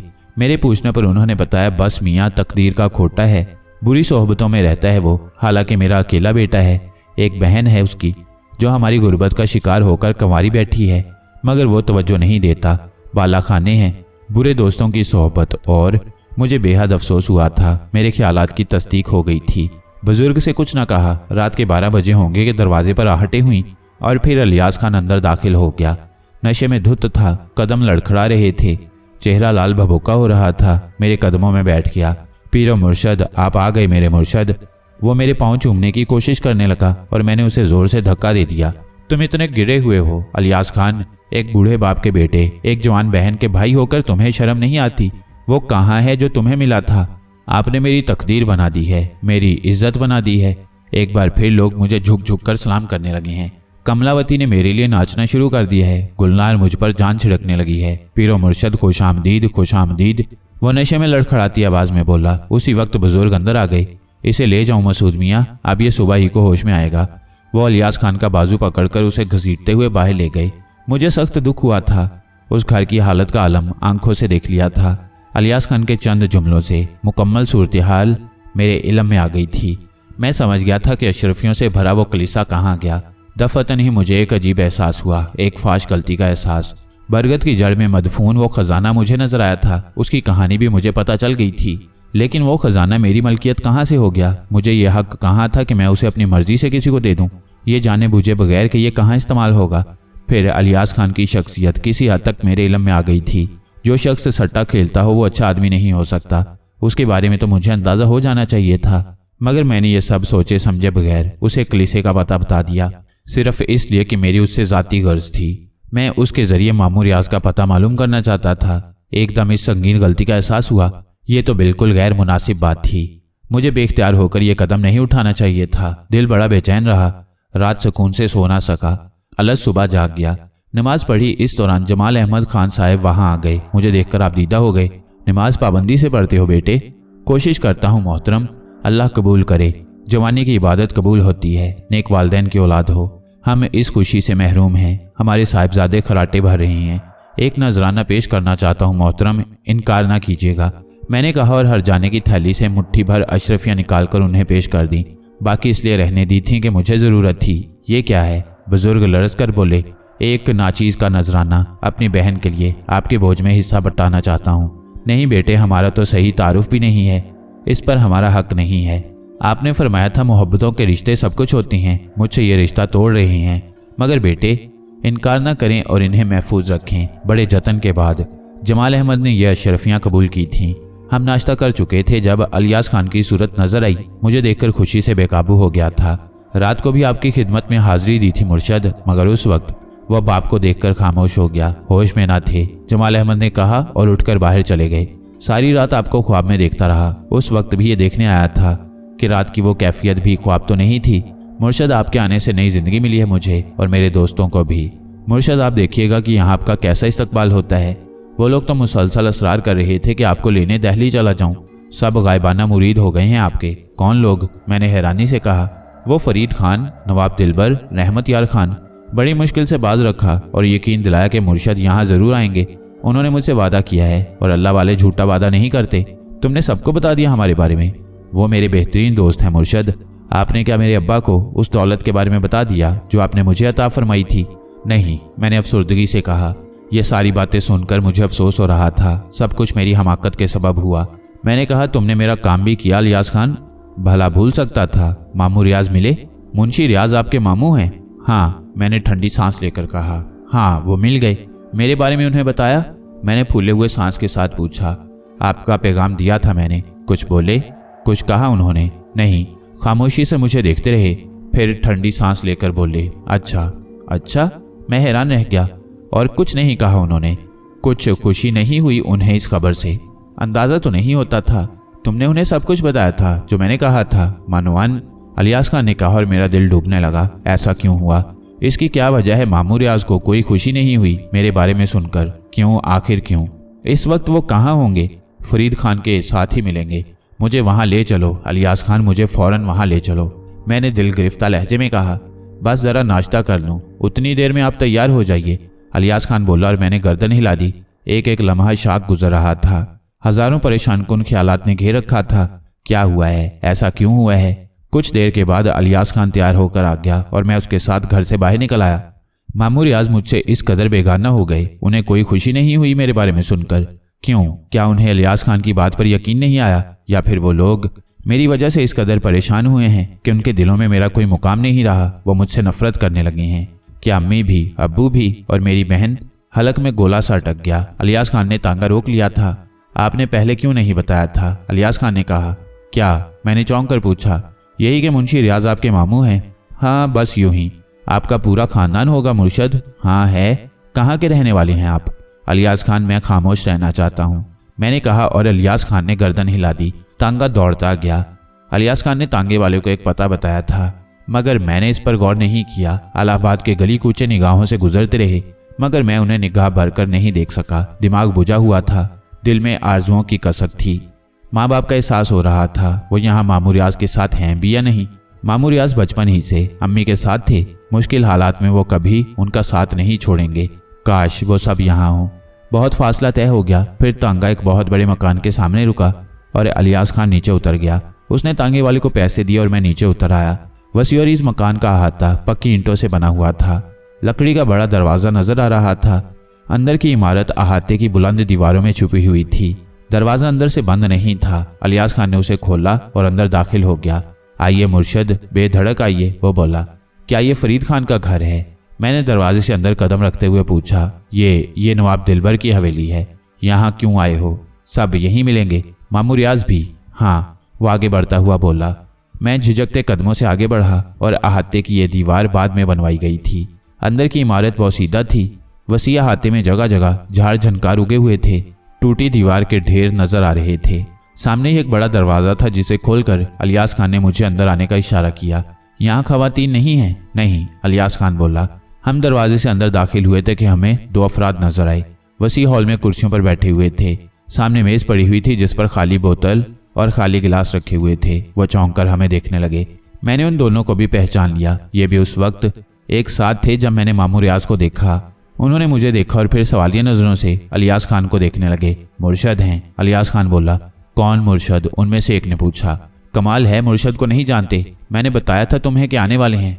अरे वो, अरे तौबा, ये हैं वो। माफ कीजिएगा मोहतरम, हम पहचान नहीं सके थे। वो आगे बढ़ आए और मेरे हाथ पकड़ पकड़ कर चूमने लगे। मुर्शिद, ये फरीद खान साहब हैं और ये रहमत यार खान, मैंने आपको बताया था। ओह हाँ, फरीद खान साहब, हमें मुंशी रियाज साहब से मिलना है, काम से गए हुए हैं। आते ही मिलवा दिया जाएगा आपसे मुर्शद, फरीद खान ने कहा। आप तशरीफ रखें। शुक्रिया। कब तक आ जाएंगे? मैंने बेसब्री से पूछा। हमें आपकी आमद का इल्म नहीं था अली हजूर, वरना उन्हें ना जाने देते। चंद कामों से गए हुए हैं, वापसी में कुछ देर लग जाएगी। आप तशरीफ रखें। रहमत, तुम नवाब साहब को खबर दे दो। रहमत यार खामोशी से उठकर अंदर चला गया। फरीद खान बार बार मुझे देखने लगा था। फिर 2 आदमी अंदर दाखिल हुए। एक रहमत यार था और दूसरा यकीनन नवाब दिलबर होगा। ये शख्स उन सब में नुमाया नजर आ रहा था। गहरी सुरख आंखें, नोकीली मूंछें, बुलंदो बाला मजबूत हाथ पांव, मोटे होंठों पर पान की धड़ी जमी हुई। उसके 2 दांत सोना चढ़े थे। तो ये हैं तुम्हारे मुर्शद? इलियास खान, नवाब दिलबर बोले। हाँ, यही हैं। हमें तो अब भी यकीन नहीं आया। वो बोला। क्या मतलब? सिखा पढ़ा कर लाए होगे, कौन सा मुश्किल काम है? तुम लोगों ने इन्हें समझाया नहीं? पहले भी इन्होंने ऐसी ही बातें की थीं। बर्दाश्त की भी एक हद होती है। अब मुर्शद के सामने भी यही बातें हो रही हैं। मेरी गलती यही है कि दोबारा तुम लोगों के पास आ गया और सब कुछ ईमानदारी से तुम्हारे हवाले कर दिया। नवाब दिलबर, ये तुम्हारी ज्यादती है, रहमत यार बोला और दिलबर ने कहकहा लगाया। अच्छा, ज्यादती है तो कमी किए देते हैं, मगर बड़े छोटे से हैं मुर्शद, अभी तो गुल्ली डंडा खेलने के दिन हैं। खैर, हमें क्या, यारों का कहना है, मान लेते हैं। अमा कुछ खातिर मदारत करो इनकी। इलियास खान, अंदर ले चलो इन्हें। यहाँ चौराहे पर क्यों बिठा रखा है? इलियास खान, तुम मुझे यहाँ क्यों लाए हो? मैंने पूछा। ये सब आपसे मिलना चाहते थे मुर्शद। मैंने इनसे वादा किया था कि मुर्शद आए तो इनसे जरूर मिलवाऊंगा, मगर मैं सिर्फ मुंशी रियाज से मिलना चाहता हूँ। उनसे भी मिल लेना मियाँ खान। परेशानी की क्या बात है, हम भी इतने बुरे नहीं हैं। नवाब दिलबर तमस्कराना अंदाज में बोला। मुझे बेचैनी का एहसास होने लगा। सब कुछ गलत होता जा रहा था। ये लोग बुरे लोग मालूम होते थे। इसका अंदाजा मुझे पहले कर लेना चाहिए था। इब्तदा ही से अंदाजा हो जाना चाहिए था। वो मुझे किसी बेहतर जगह तो नहीं मिले थे। तवाइफों के कोठों पर नजर आने वाले लोग अच्छे तो नहीं होते। मैं इतना फयाज हो गया कि जेरे ज़मीन नजर आने वाला खजाना इलियास खान के सुपुर्द कर दिया, अपनी मलकियत की तरह। और फिर बड़ी गलती हो गई। इसका एहसास तो पहले ही हो गया था। उठिए मुर्शद, इलियास खान ने कहा। मैं वापस जाना चाहता हूँ। मामू रियाज मिल जाएं तो बाद में मुझे उनसे मिला देना, मैंने उठते हुए कहा। अरे कहाँ मियाँ खान, मेहमान आते अपनी मर्जी से हैं, जाते मेजबान की मर्जी से हैं। अबे तुम लोग आंखें फाड़ रहे हो, ले चलो इन्हें अंदर। इस बार नवाब दिलबर का लहजा सख्त था। वो खड़े हो गए। इलियास खान के अंदाज में झिझक नजर आ रही थी। उसने कहा, चलिए मुर्शद, गोया तुम लोग मेरे साथ सख्ती पर आमादा हो। अमा हमसे बात करो खान, हमारा नाम है दिलबर। छुरी का खेल खेलते हैं और पक्के दोस्त की हैं। जन्नत तो हमें मिलने की नहीं, गुनाह ही इतने किए हैं। तुम जानो, 1 कत्ल की सजा भी मौत है और 10 कत्ल की भी, समझ गए होगे। 150 गुनाह और करेंगे तो भी दोजख में जाएंगे। ये बेचारे कच्चे हैं, तुमसे डर रहे हैं। उठो और अंदर चलो, वरना छुरी भौंक देंगे और अंतड़ियां निकालकर अलंगनी पर डाल देंगे। उसने नेफे से छुरी निकाल ली। मुझे उठना पड़ा था। मैंने गहरी सांस लेकर कहा, ठीक है इलियास खान, आपके साथ कोई ज्यादती नहीं होगी मुर्शद, बल्कि हम तो आपको आसमान पर बिठा देंगे। खलकत आपके पांव चूमेगी। आप देखें तो सही, नवाब साहब आपसे कुछ बातें करना चाहते हैं। इलियास खान बोला। और तुम हमें धोखा देकर यहाँ मुजरिमों के दरमियान ले आए। खैर, हिसाब हो जाएगा बाद में। मैं उठकर उन लोगों के साथ अंदर आ गया। बाहर से बुरे हाल नजर आने वाली ये इमारत अंदर से बहुत बेहतर थी। मुझे काफी अंदर एक कमरे में लाया गया। यहाँ खूब रोशनी थी, कुछ कदीम फर्नीचर भी पड़ा हुआ था। नवाब दिलबर ने मुझे बैठने का इशारा किया, फिर खुद भी मेरे सामने बैठ गया। हाँ मियाँ खान, कहानी ये है कि ये अलियास खान दिल्ली गया, वापस आया तो सोने के ढेर लाया था। हम लोग पुराने साथी हैं, कभी अच्छे खानदानों के थे, मगर वो पुरानी बात है। वक्त ने जो राह दिखाई वो देखनी पड़ी और जो कराया करना पड़ा। अब तो माजी की सारी बातें भूल गई हैं, जहां से जो कुछ मिल जाए सारे मिलकर चला ले हुए हैं। जब अलियास खान गन्नियों के तोड़े लेकर आया तो सीधा हमारे पास पहुंचा। दोस्तों में ये मुआहदा है, मगर उसने कहानी बड़ी अजीब सुनाई। हमें तो खैर ऐसी बातों पर यकीन नहीं आता, मगर ये सब मान गए। कहने लगे ऐसे मियाँ साहब मिल जाएं तो पांचों घी में और सर कढ़ाई में। हम भी चुप हो गए कि चलो तेल देखो, तेल की धार देखो, मगर ये तुम्हें पकड़ ही लाया। भाई जी पहले तो ये बताओ कि तुम हो कौन? तुमने हमें शक्तिपुर में देखा था। हाँ, मैंने आहिस्ता से कहा। कहाँ? शकुंता नामी तवाइफ के कोठे पर। तुम वहां क्या कर रहे थे? कुछ कर रहा था, तुम्हें बताना जरूरी नहीं है। यही तो कांटे की बात है, यहीं से तो पोल खुलती है। ऐसे शौकीन दरवेश कहाँ मिलते हैं? चलो मान लिया, मगर वो गन्नियां कहाँ से आईं? क्या सच्ची मुच्ची तुमने वो खजाना बताया था? हाँ, तब तो प्यारे और भी खजाने मालूम होंगे तुम्हें। क्यों? कुछ नहीं मालूम मुझे। वो कैसे मालूम हो गया? जो अलियास खान को दिया था। तुम्हें बताना जरूरी नहीं है, गोया शराफत से काम नहीं निकलेगा। तुम्हारी मर्जी है मियाँ खान, आओ हम तुम्हें अपना खजाना दिखाएं। लेकर आओ मुर्शद को, नवाब दिलबर ने कहा। मेरी जिद्दोजहद बेकार थी। अंदाजा हो गया था कि एक बार फिर दलदल में फंस गया हूँ। जो किया है उसका खुमियाजा शुरू हो गया है। अब नुकसानात के सिवा कुछ नहीं होगा। जाना पड़ा। बड़ी पुरस्कार हवेली थी, कमरे दर कमरे सबके सब वीरान पड़े थे। एक कमरे में कैद खाने का दरवाजा था। ये दरवाजा एक अलमारी के पीछे था, जिसे दो आदमियों ने पूरी कुव्वत से सरकाया था। तब वो दरवाजा नमूदार हुआ था। अलमारी सरकाने से जो जगह पैदा हुई थी उसमें कबाड़ खुला था और गहरी तारीकी थी। रहमत यार खान ने मेरा हाथ पकड़ा। अलियास खान ने माचिस निकालकर तीली जलाई और मुझे जीना नजर आ गया जो नीचे जाता था। 12 सीढ़ियां थीं। उसके बाद कोई लामहदूद जगह जो तारीक पड़ी थी। नवाब दिलबर पहले ही नीचे उतर गया था। फिर उसने एक शमादान में लगी लंबी लंबी शमें रोशन कर दी। शमादान एक बुलंद स्टैंड पर रखा हुआ था, जिसकी वजह से रोशनी फैल गई। यहाँ एक बेड पड़ा हुआ था और बेड की कुछ आराम कुर्सियां पड़ी हुई थीं, मगर यह तहखाना वसी लगता था। रोशनी बहुत दूर तक नहीं जा रही थी। बिठा दो इन्हें, दिलबर ने कहा और मुझे कुर्सी पर बिठा दिया गया। दूसरे लोग भी बैठ गए। तो मियाँ मुर्शद, असल बात तो तुम ही जानो हो बीरा। हमसे जो कहा गया है हमें तो वही मालूम होगा। तुम अच्छा नहीं कर रहे हो नवाब दिलबर। जिंदगी भर नहीं किया, अब क्या करेंगे? मगर तुमने की कर लो। क्या चाहते हो? खजाने, सट्टे के नंबर, डरबी की रेस में इनाम। 17 तारीख को बंबई में डरबी हो रही है। घोड़ों के नंबर बताओ। सट्टे के 2-4 नंबर बता दो। कोई खजाना दबा पाया हो तो वो बता दो। हमारी जरूरत पूरी हो जाए तो तुम्हें छोड़ देंगे। मुंशी रियाज कहाँ हैं? उनसे भी मिला देंगे। मुझे उनसे मिला दो। हमारा काम होने के बाद तुम्हारा कोई काम मेरे लिए मुमकिन नहीं है। क्यों?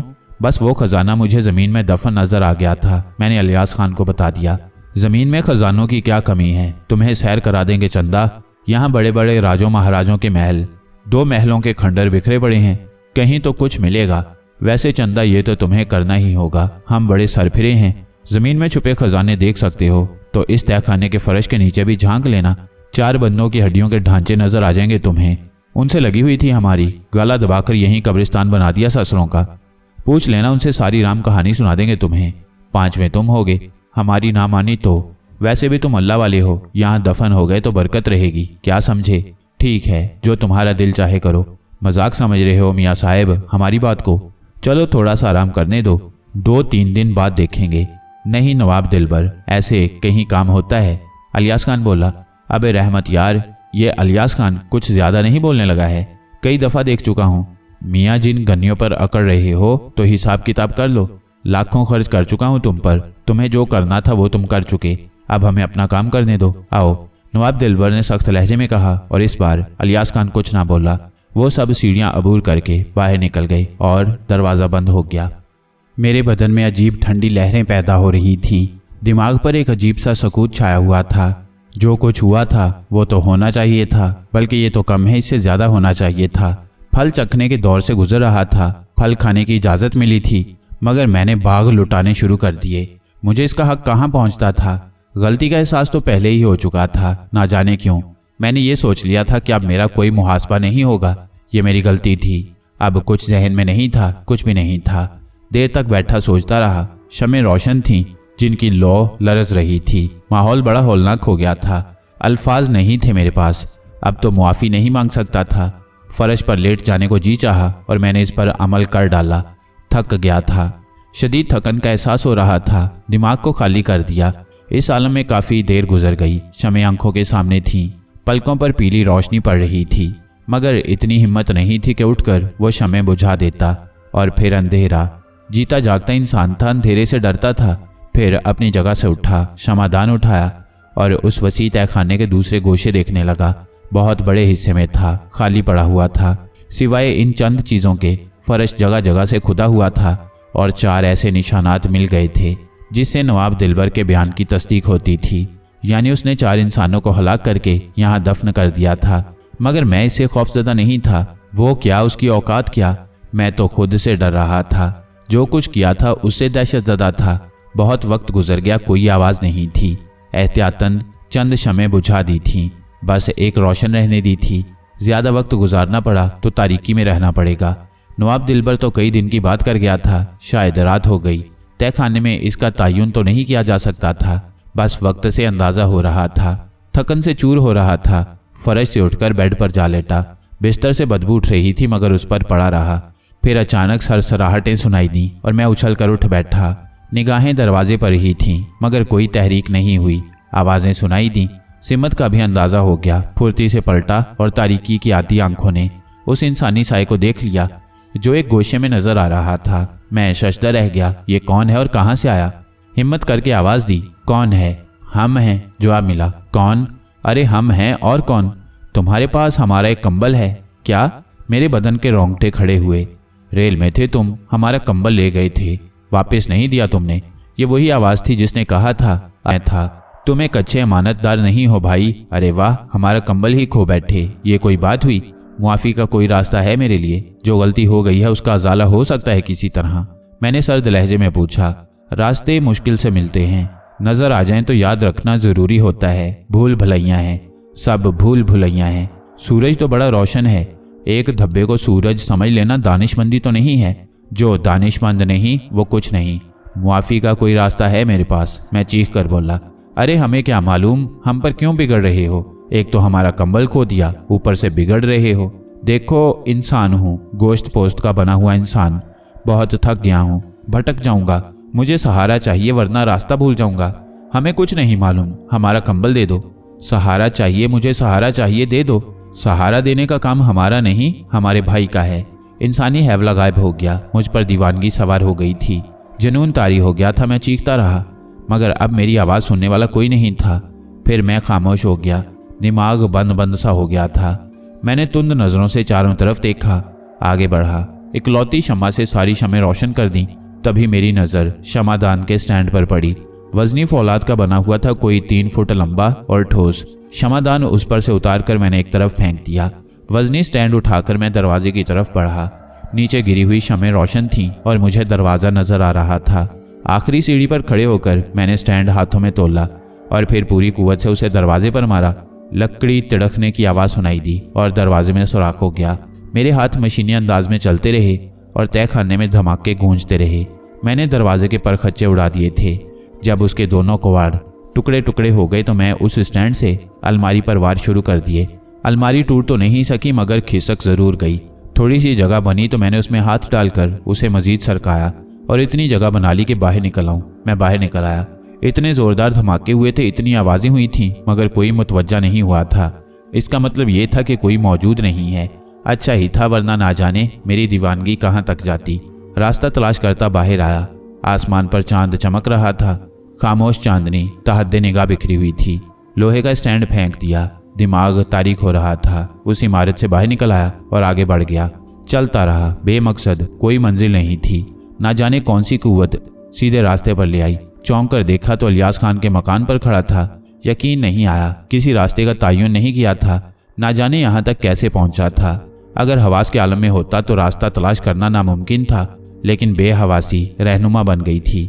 अब क्या करूं? इस मकान से मेरा क्या वास्ता है? मुझे अब दोबारा यहाँ नहीं आना चाहिए। मगर यहाँ मेरा कंबल था, दूसरा सामान था और फिर इलियास खान। कुछ भी हो जाए, अलियास खान ही मुझे मामू रियाज के पास पहुंचा सकता है। अगर गौर किया जाए तो वो मेरा बदतरीन दुश्मन है। उसकी वजह से मुझे रांदे दरगाह होना पड़ा। वो भी उनका शरीके कार है। उसने बदअहदी की है मुझसे। हालांकि रात बहुत हो गई थी, मगर दस्तक देना पड़ी। दूसरी दस्तक पर दरवाज़ा खुल गया। जमाल अहमद खान साहब थे। चौंक कर बोले, अरे बेटे आप आ जाओ, अलियास कहाँ है? घर नहीं आए? मैंने पूछा। नहीं, सुबह ही के गए हुए हैं। हाँ, आपके साथ ही गया था। वो अपने दोस्तों के साथ थे। मैंने कहा, हाँ, दोस्तों ने तो उसे तबाह किया है। आओ मियाँ, अंदर आओ, आराम करो। उसका क्या इंतज़ार करना। मैं अंदर दाखिल हो गया। मुझे बहरहाल उसका इंतज़ार करना था। किसी चीज़ की ज़रूरत हो बेटे तो बता दो। नहीं, बेहद शुक्रिया, मैंने कहा और वो चले गए। मैं उस कमरे में दाखिल हो गया जो मेरी आरामगाह था। सबसे पहले मैं अपने सामान की तरफ लपका। मुझे कंबल की तलाश थी, मगर कंबल मौजूद नहीं था। सारा सामान उसी तरह मौजूद था सिवाय कंबल के। कंबल कहाँ गया? सोच भी नहीं सकता था कि कंबल किसी ने गायब कर दिया होगा। कोई और ही मामला था। उस वक्त पूछगिछ भी नहीं कर सकता था। बहरहाल सुबह होने का इंतजार करना था। नींद का तो अब तस्वुर भी नहीं कर सकता था। जागता रहा, सोचता रहा। रात शायद आखिरी पहर में दाखिल हो गई थी। दरवाजे पर हौले से दस्तक हुई और मैं उछल पड़ा। अलियास खान मेरे दिमाग में गूंजा।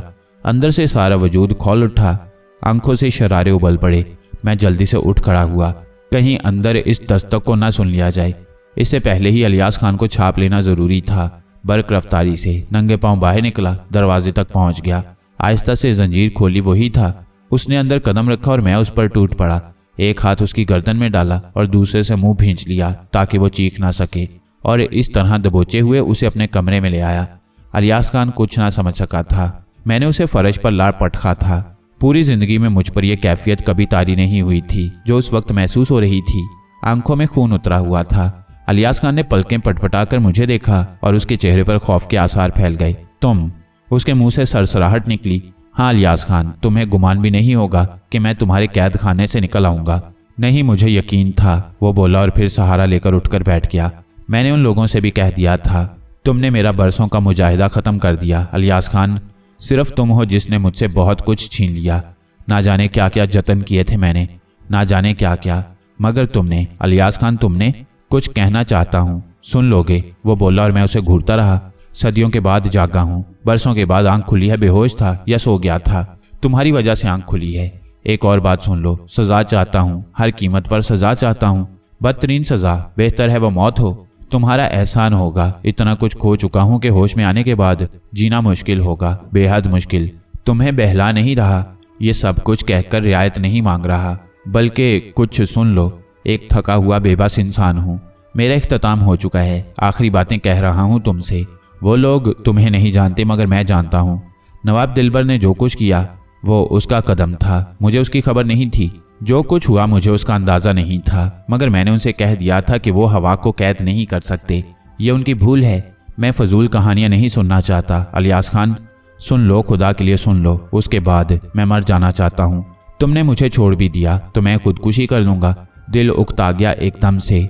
दुनिया बहुत बुरी है, मेरे तस्वुर से भी ज़्यादा बुरी। मैं खुद भी उतना ही बुरा हूँ। एक बुरे इंसान से दुनिया को छुटकारा दिलाना चाहता हूँ। मैं अलियास खान को घूरने लगा। उसका लहजा अजीब था, जैसे वो सच बोल रहा हो, जैसे वो फरेब ना कर रहा हो। वो कहने लगा, जितनी बुराइयों का तस्वुर किया जा सकता है वो मुझ में मौजूद हैं। बूढ़ा बाप है, जवान बहन है, मगर मैंने कभी उनके बारे में नहीं सोचा। अपने ऐशो निशात में मगन रहा। मेरे घर वाले फाके करते रहे और मैं आला दर्जे के खाने खाता रहा। मेरी बहन के पास 2 जोड़े कपड़े भी ना थे और मैं तवाइफों को तोहफों से खुश करता रहा। ये सब कुछ किया है मैंने, आज तक यही किया है, मगर ना जाने कैसे होश आ गया, ना जाने कैसे। अलियास खान, मैं कुछ नहीं सुनना चाहता, मैंने गुर्रा कर कहा, और उसने हाथ जोड़ दिए। वो सिसक कर रोते हुए बोला, खुदा के लिए मसूद साहब, खुदा के लिए, आपको अल्लाह ने बड़ा बनाया है, मेरी सुन लीजिए। दिल हल्का करना चाहता हूँ, बड़ा बोझ है सीने पर। आपके साथ जो कुछ हुआ मुझे उसका अंदाज़ा नहीं था। नवाब दिलबर हम पर हावी है। हालांकि हम बचपन के दोस्त हैं। वो बिगड़ा हुआ रईस है। पहले उसके पास बहुत कुछ था, मगर अय्याशियों में गंवा बैठा। हम तीनों हमेशा उसके शरीक थे।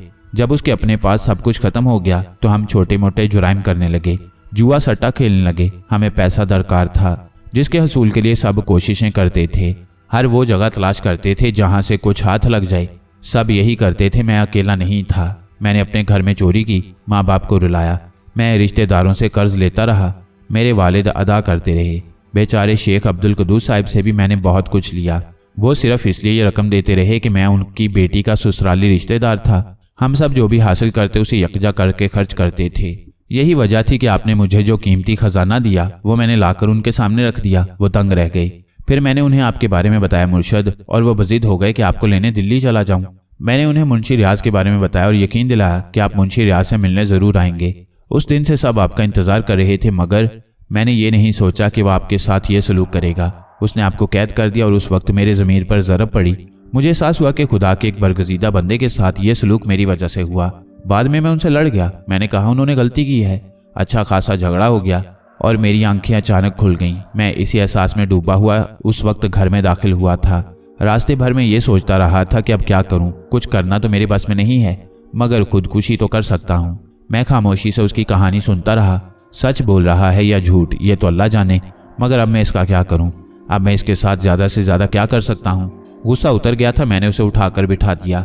मैंने तुम्हारे साथ नेकी की थी इलियास खान, मगर तुमने, मुझे एहसास है मसूद साहिब, अगर दिल में वाकई सच्चाइयाँ उतर आई हैं तो कुछ कहना चाहता हूँ। फरमाइए। तुम खुदकुशी कर लो। उस इलियास खान को ख़त्म कर दो जो बुरा इंसान था। उसे फना कर दो। एक बाप का सहारा बन जाओ। एक जवान बहन के मुहाफिज बन जाओ। मेहनत मजदूरी करके उस बुरे इंसान की बुराइयों का कुफारा अदा कर दो।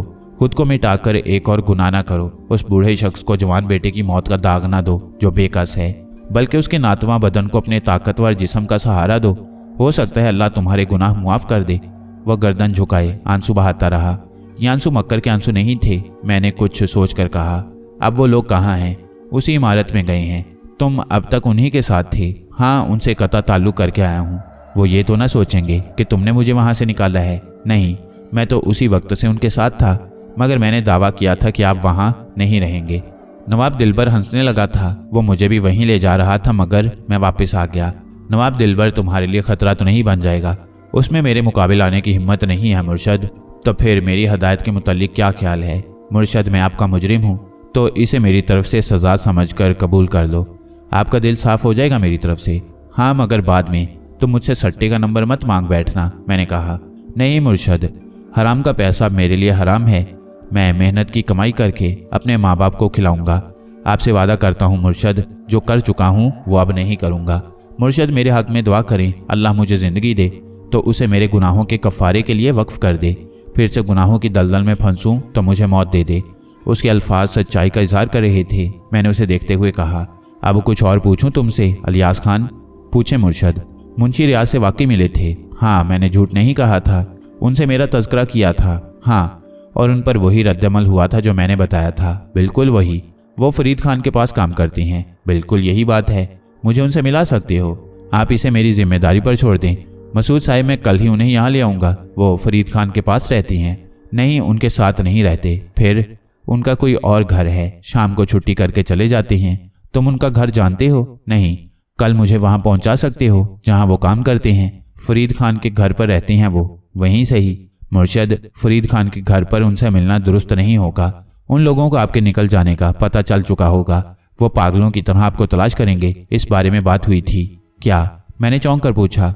मुर्शद, मैंने नवाब दिलबर को समझाने की कोशिश की थी। मैंने कहा था कि कुछ लेने का तरीका ये नहीं होता जो उसने इख्तियार किया है। उसके लिए आपकी खिदमत की जाती, आपकी मोहब्बत हासिल की जाती, मगर उसने काम ही दूसरा शुरू कर दिया। मैंने ये भी कहा था उससे कि उसका वो कैद खाना मुर्शद को ना रोक सकेगा और वो अपनी रूहानी कुव्वतों से काम लेकर वहां से निकल जाएंगे। इस पर फरीद खान ने कहा था ऐसा हुआ तो नवाब दिलबर की गर्दन में फांसी का फंदा फिट हो जाएगा, क्योंकि वो मुर्शद को उन 4 लाशों के बारे में बता चुके हैं जो तय खाने में दफन हैं और जिन्हें नवाब दिलबर ने कत्ल किया है। ओह हाँ, मैं चौंक पड़ा। नवाब दिलबर इस बात पर परेशान हो गया था, इसी वजह से वो वापस पुरानी गढ़ी गया था। पुरानी गढ़ी? उसी हवेली का नाम है, वो रहता अलग है। पुरानी गढ़ी उसके पुरखों की मलकियत है और जायदाद में बस वही बाकी रह गई है। बाकी सब वो खत्म कर चुका। इन बातों के बाद वो उठ गया और उसने सबसे कहा, पुरानी गढ़ी चलें, कहीं कुछ हो ही ना जाए। मैं उससे इख्तलाफ करके चला आया था। तब तो इस वक्त उसकी जान ही निकली हुई होगी यकीनन मुर्शद। हूँ, तो फिर यूं करना इलियास खान कि तुम मुझे दूर से फरीद खान का घर दिखा देना। मैं उस वक्त मुंशी रियाज से मिलूंगा जब वो फरीद खान के घर से निकलेंगे और अपने घर जाएंगे। जो हुक्म मुर्शद, मगर आप खुद को महफूज रखें, इत्मीनान रखो। मैंने कहा और इलियास खान ने गर्दन झुका ली। मैंने खुद ही कहा, और अब तुम जाओ, आराम करो। इस नई जिंदगी पर सबसे पहली मुबारकबाद मैं तुम्हें पेश करता हूँ।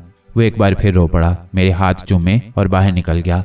मुझे खुशी हो रही थी, जमाल अहमद खान का बुढ़ापा संवर जाएगा। इससे ज्यादा खुशी की बात और क्या होगी। देर तक उनकी खुशियों का अंदाजा लगाता रहा, फिर आहिस्ता आहिस्ता उदासियों में डूबता चला गया। मेरी खुशियां कहाँ हैं? मुझे खुशियां कब मिलेंगी? मुझ पर ये नहुसतें कब तक तारी रहेंगी? मुझे मेरे माँ बाप और बहन कब नजर आएंगे? मामू रियाज उन्हीं के लिए तो नौकरी कर रही हैं। सुबह कब होगी? कब सुबह होगी? सुबह हो गई। दरवाजे से अलियास खान अंदर दाखिल हुआ। उसके हाथ में नाश्ते की ट्रे थी, आंखें सुरख और मगमूम थी। मैंने हैरत से उसे देखा। जल्दी जागे अलियास खान? जी, वो आहिस्ता से बोला। खैरियत? जी हाँ, नाश्ता कर लीजिए। आ जाओ, मैंने कहा। तुम भी नाश्ता कर लो। मैंने चाय पी ली है, अभी कुछ नहीं खाऊंगा। कब चलोगे? बता दूंगा, अब्बा आ रही हैं। वो बोला। उस वक्त जमाल खान साहब अंदर आ गए थे। उन्होंने सर्द निगाहों से अलियास खान को देखा और वो गर्दन झुकाकर बाहर निकल गए। नाश्ता करें मियाँ? जमाल खान साहब बैठते हुए बोले और मैंने ट्रे सामने सरका ली। आज ये कोई नाटक कर रहा है, जरूर कोई चक्कर है, वो पुरख्याल अंदाज में बोले। क्या बात है? सुबह मैं जागा तो ये वजू कर चुका था। रात को किस वक्त आया और कैसे अंदर दाखिल हुआ पता नहीं। वजू के बाद बाकायदा नमाज पढ़ी, फिर माँ के पास जा बैठा और उन्हें देखता रहा। खूब, मगर ये नाटक कैसे हुआ? वो और नमाज, मेरे ख्याल में तो इसे नमाज आती भी नहीं। भाई, मुझे तो शुबा हो गया और मैंने फौरन एहतियाती तदाबीर कर डाली। वो क्या?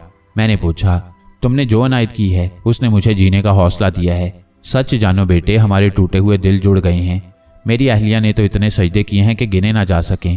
बेटी के चंद रिश्ते हैं जिन पर इसलिए गौर नहीं किया था कि पास पल्ले कुछ नहीं था।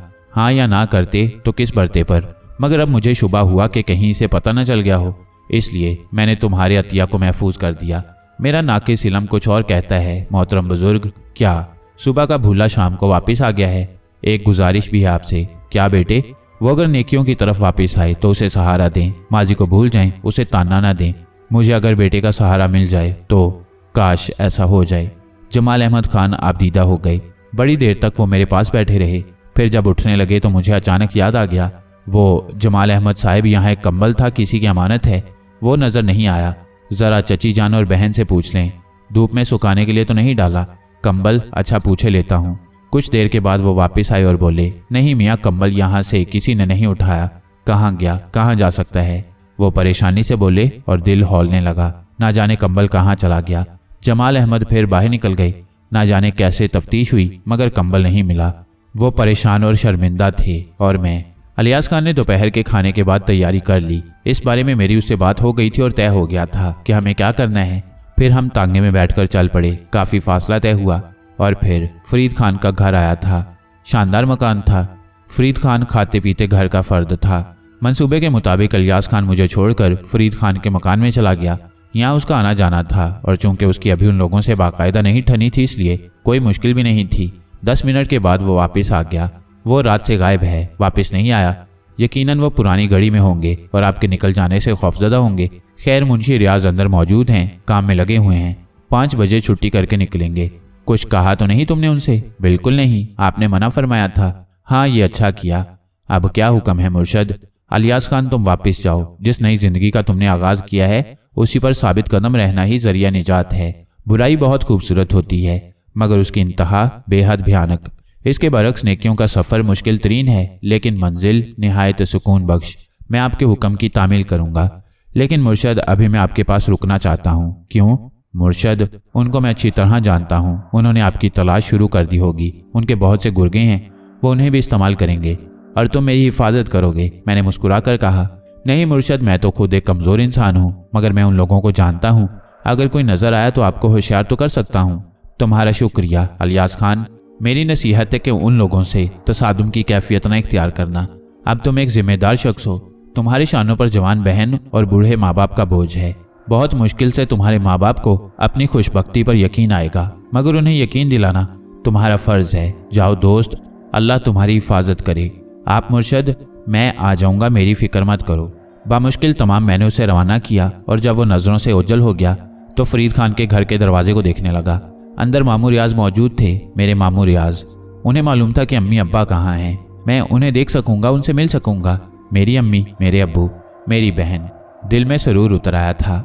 मैंने फैसला कर लिया था कि मामू रियाज के सामने नहीं जाऊंगा, उनके घर का पीछा करूंगा और फिर सबके सामने एकदम जाऊंगा। क्या कैफियत होगी उनकी। बदन ईंट रहा था, ये साहब कशीदा हो रहे थे कि जाने कितने अरसे के बाद 5 बजे और फरीद खान के घर के दरवाजे से मामू रियाज को निकलते देखा। हाँ, वो मामू रियाज ही थे, खोए खोए से, मुजमहिल से। शेव बड़ा हुआ था, हाथ में कपड़े का बना हुआ थैला था जिसमें कोई चीज़ महसूस होती थी। लिबास भी बहुत मामूली था। उनकी परेशान हाली का साफ एहसास होता था। ना जाने कैसे जिंदगी गुजार रहे हैं ये लोग। जाहिर है अब्बू तो कुछ करने के काबिल ना रहे होंगे, उन सब की कफालत का बोझ मामू पर होगा। दिल बेख्तियार हो रहा था, जज्बात मचल रहे थे, ख्वाहिश हो रही थी कि सब कुछ भूलकर दौड़ूं और उनसे लिपट जाऊं, इतना रोऊं कि एक अरसे से रुके हुए सारे आंसू बह जाएं। लेकिन खुद को संभाला, एहतियात ज़रूरी है, मुझे माजी को नहीं भूलना चाहिए। मामू रियाज काफ़ी दूर निकल गए थे। मैं चल पड़ा, ख्यालात के हजूम में घिरा हुआ। सोने के चंद सिक्के मेरे पास मौजूद थे, ये उनके काम आएंगे। उसके बाद जिस तरह भी बन पड़ा मैं उनके हालात बदल दूंगा। ये तो मेरा फ़र्ज़ है, मेरी तो इब्तदा यहीं से होनी चाहिए थी, मगर ये तकदीर में नहीं था। अगर अम्मी अब्बू और शमसा वहाँ मौजूद हुए जहाँ मामू जा रही हैं तो मुझे देखकर उन पर क्या गुजरेगी, क्या कैफियत होगी। कहीं ये लोग भी मुझसे बददिल ना हों, मुझे अपनी परेशानियों के जिम्मेदार समझकर मुझसे नफरत ना करने लगें। यह एहसास मुझे इलियास खान के उन अल्फाज से हुआ था जिनमें उसने मामू रियाज के बारे में बताया था कि मेरे पैगाम का उन पर कोई रद्द अमल नहीं हुआ। ना जाने कितनी सड़कें, गलियां, बाजार, मोहल्ले अबूर कराए थे। आबादी खाल खाल रह गई थी। जिस जगह वो पहुंच गए थे वहां खेत बिखरे हुए थे और उन खेतों के दूसरे सिरे पर कुछ बोसीदा मकानात दूर दूर से नजर आ रहे थे। गालिबन यहाँ बिजली नहीं थी, खंबे भी नहीं लगे हुए थे। उन टूटे फूटे मकानों से चंद मलगजी मध्यम रोशनियां टिमटिमा रही थीं। मैं चौंक पड़ा। उन रोशनियों को देखकर मुझे एहसास हुआ कि कितना फासला पैदल तय किया गया है, कि चलते चलते रात हो गई। और फिर ये आबादी अजीब सी थी। यहाँ ये लोग इतनी दूर और ऐसी जगह जो जिंदगी की सहूलतों से महरूम है, इसकी वजह भी गुर्बत ही हो सकती थी। दिल रोने लगा। कितनी बेबसी का शिकार हैं ये लोग, क्या बीत रही है इन पर। मामू रियाज एक दरवाजे पर रुक गए। एक लम्हे रुके, फिर अंदर दाखिल हो गए। मेरा दिल बंद बंद सा हो गया। मंजिल आ गई थी, वो जगह जिसकी मुझे सदियों से तलाश थी। कदम मन मन भर के हो गए। ना जाने कितनी मुश्किल से ये बकिया रास्ता तय किया था। उन मकानों को करीब से देखा। ज़माने कदीम के बने हुए थे। दीवारों में एक ईंट सलामत ना थी, इसके बावजूद मजबूत थे। जिस दरवाजे में मामू रियाज दाखिल हुए थे उसकी जंजीर बजाई और धड़कते दिल के साथ इंतजार करने लगे। दरवाज़ा कौन खोलेगा, शमसा, अम्मी अब्बू या मामू रियाज? किससे क्या कहूँगा? क्या वो लोग मुझे एक निगाह में पहचान लेंगे? मुश्किल हो जाएगा। कुछ देर इंतजार के बाद जंजीर दोबारा बजाई, फिर तीसरी बार बहुत ज़ोर से, लेकिन कोई जवाब नहीं मिला। जगह शायद बहुत बड़ी है, ये लोग दरवाजे से दूर होते होंगे या कोई और यहाँ आता ना होगा, या मामू रियाज अकेले। इस ख्याल से दिल लरस गया। अगर मामू रियाज यहाँ अकेले हैं तो अम्मी अब्बू? एकदम बेचैनी तारी हो गई। जोर जोर से जंजीर बजाने लगा, फिर दरवाजे को जोर से अंदर धकेला। दरवाज़ा खुल गया। बेसब्री से अंदर कदम रख दिया। घुप अंधेरा छाया हुआ था, जगह भी समझ में नहीं आ रही थी। मामू रियाज, मैंने आवाज़ लगाई और मेरी आवाज़ गूंज कर रह गई। दिल पर वहशत छाने लगी थी। इस बार पहले से ज़्यादा ज़ोर से चीखा, मगर कोई जवाब ना मिला। यहाँ कोई है? मैंने फिर हलक फाड़ा और इस बार रोशनी की एक मध्यम सी किरण उभरी। ये किरण किसी दरवाजे की झिर्री से उभरी थी। उसे देखकर मैं अंधों की तरह उस तरफ लपका। बहुत मध्यम किरण थी, लेकिन उसकी निशानदेही में मैं दरवाजे तक पहुंच गया। उस दरवाजे को भी धक्का देकर मैंने खोल दिया और दूसरी तरफ निकल आया। यहाँ ज़्यादा तारीकी नहीं थी। गोल सा बड़ा सहन नजर आ रहा था जिसकी ज़मीन ईंटों से बनी हुई थी, लेकिन वही कैफियत यहाँ भी मौजूद थी। टूटी फूटी ईंटें, दरमियान में क्यारियों जैसी जगह छोड़ दी गई थी जिसमें दरख्त उगे हुए थे। बहुत ऊंचे ऊंचे 4 दरख्त यहाँ नजर आ रहे थे जो ऊपर जाकर आपस में एक दूसरे से पैवस्त हो गए थे और उन्होंने सहन पर साया कर लिया था। लेकिन चूंकि आसमान पर अभी थोड़ी बहुत मध्यम मध्यम रोशनी थी, इसलिए ये सहन ज़्यादा तारीक नहीं हुआ था। रोशनी की वो किरण जिसने दरवाज़ा उजागर किया था, उस दरवाजे के सामने एक और दरवाजे से उभर रही थी। खौफ व दहशत का एक हौलनाक एहसास मेरे वजूद पर तारी हो गया। हाथ पांव फूलने लगे और कानों में शाएं शाएं की आवाज़ें गूंजने लगीं। शायद ये खौफ का एहसास था जो मेरे जहन पर मुसल्लत हो गया। मामू रियाज कहाँ चले गए? कुछ समझ में नहीं आ रहा था। मेरे हाथ पांव लरज रहे थे और दिल चाह रहा था कि बैठ जाऊं। सांस बेहद तेज हो गया था। इस हालत में कई मिनट यहाँ खड़े खड़े गुजर गए। ना जाने किस तरह मैंने एक बार फिर अपने हलक से आवाज़ निकाली और मामू रियाज को पुकारा, लेकिन जवाब न दारद। दिल के किसी गोशे में यह एहसास उभर रहा था कि जो कुछ हुआ है वो गैर हकीकी है। कुछ हो गया है, कोई ऐसी बात जो आने वाले वक्त में मेरे लिए खतरनाक हो सकती है। ये क्या हुआ? सोचा तो कुछ था और हो कुछ रहा था। कैसे कैसे एहसास लेकर ये तवील और थका देने वाला सफ़र किया था। आखिर क्या होने वाला है? लरजते कदमों से उस दरवाजे की जानिब बढ़ा जहाँ से रोशनी आ रही थी। यहाँ पहुंचकर दरवाज़ा ज़ोर ज़ोर से बजाया। मेरे हाथों से पैदा होने वाली आवाज़ कई गुना ज़्यादा होकर फैल रही थी। उसमें हवा की शाएं भी शामिल थी। दरख्तों के पत्ते एक दूसरे से टकराकर बज रहे थे और माहौल पर ऐसा दहशतनाक सन्नाटा सा फैलता जा रहा था कि दिल की धड़कनें चीख उठी।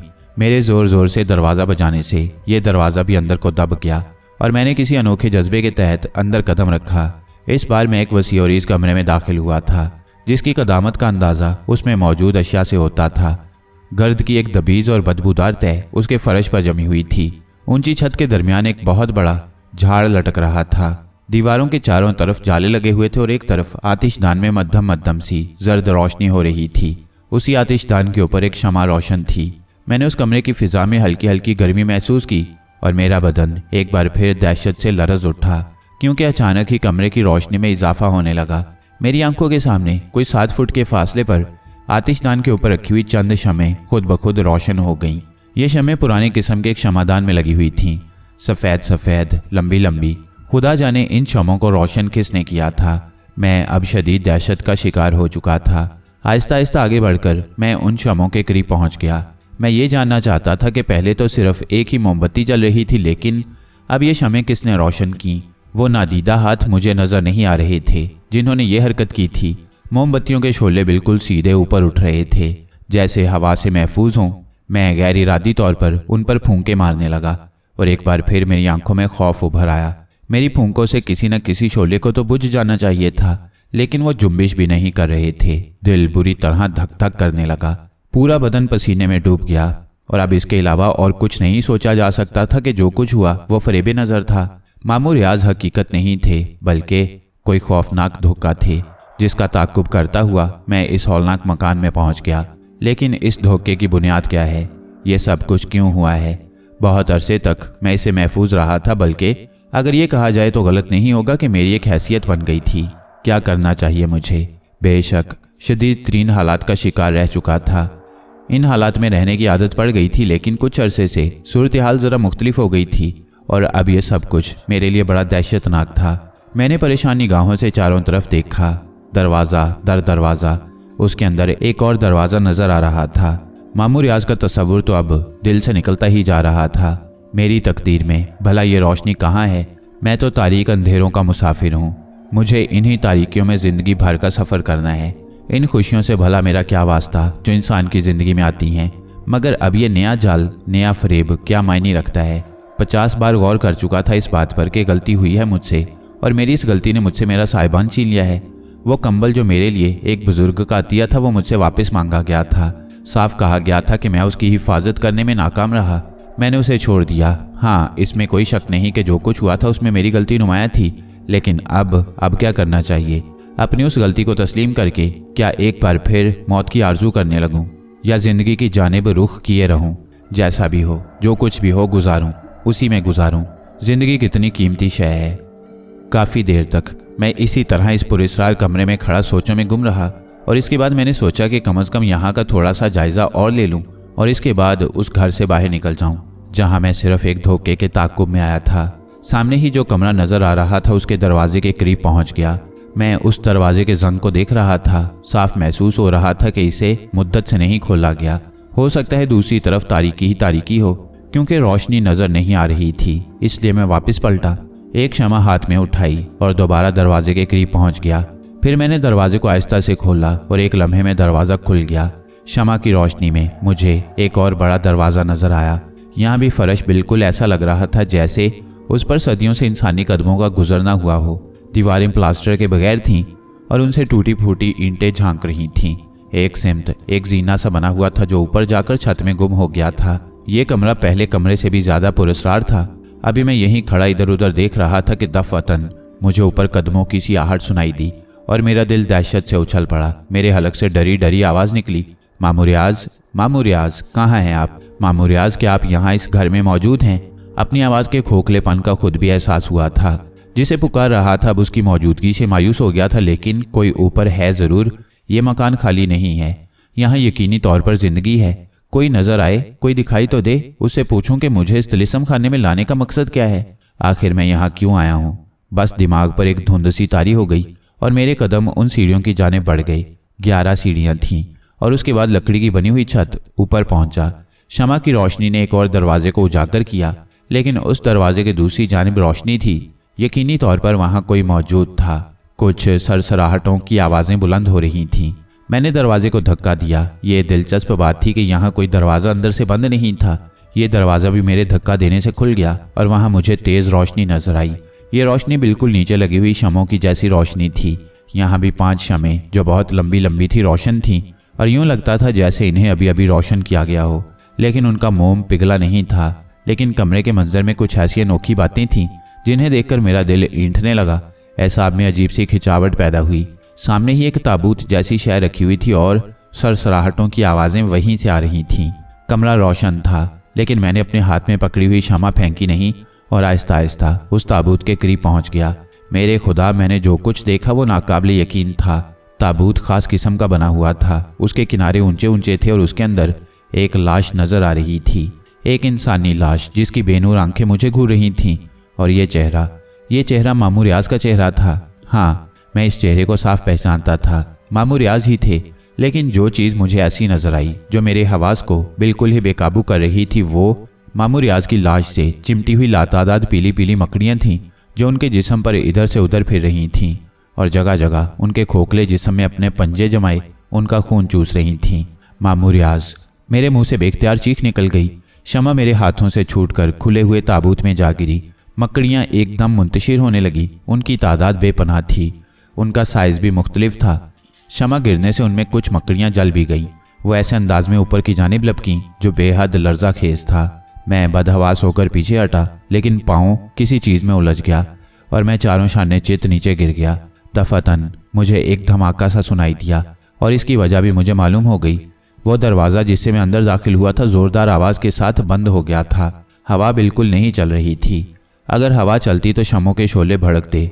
इसका मतलब है कि किसी नादीदा शैतानी कुव्वत ने यह दरवाज़ा बंद किया है। मैं इधर उधर हाथ पांव मारने लगा, सहारा लेकर उठने की कोशिश करना चाहता था, लेकिन जिस्म जैसे मफलूज हो गया था।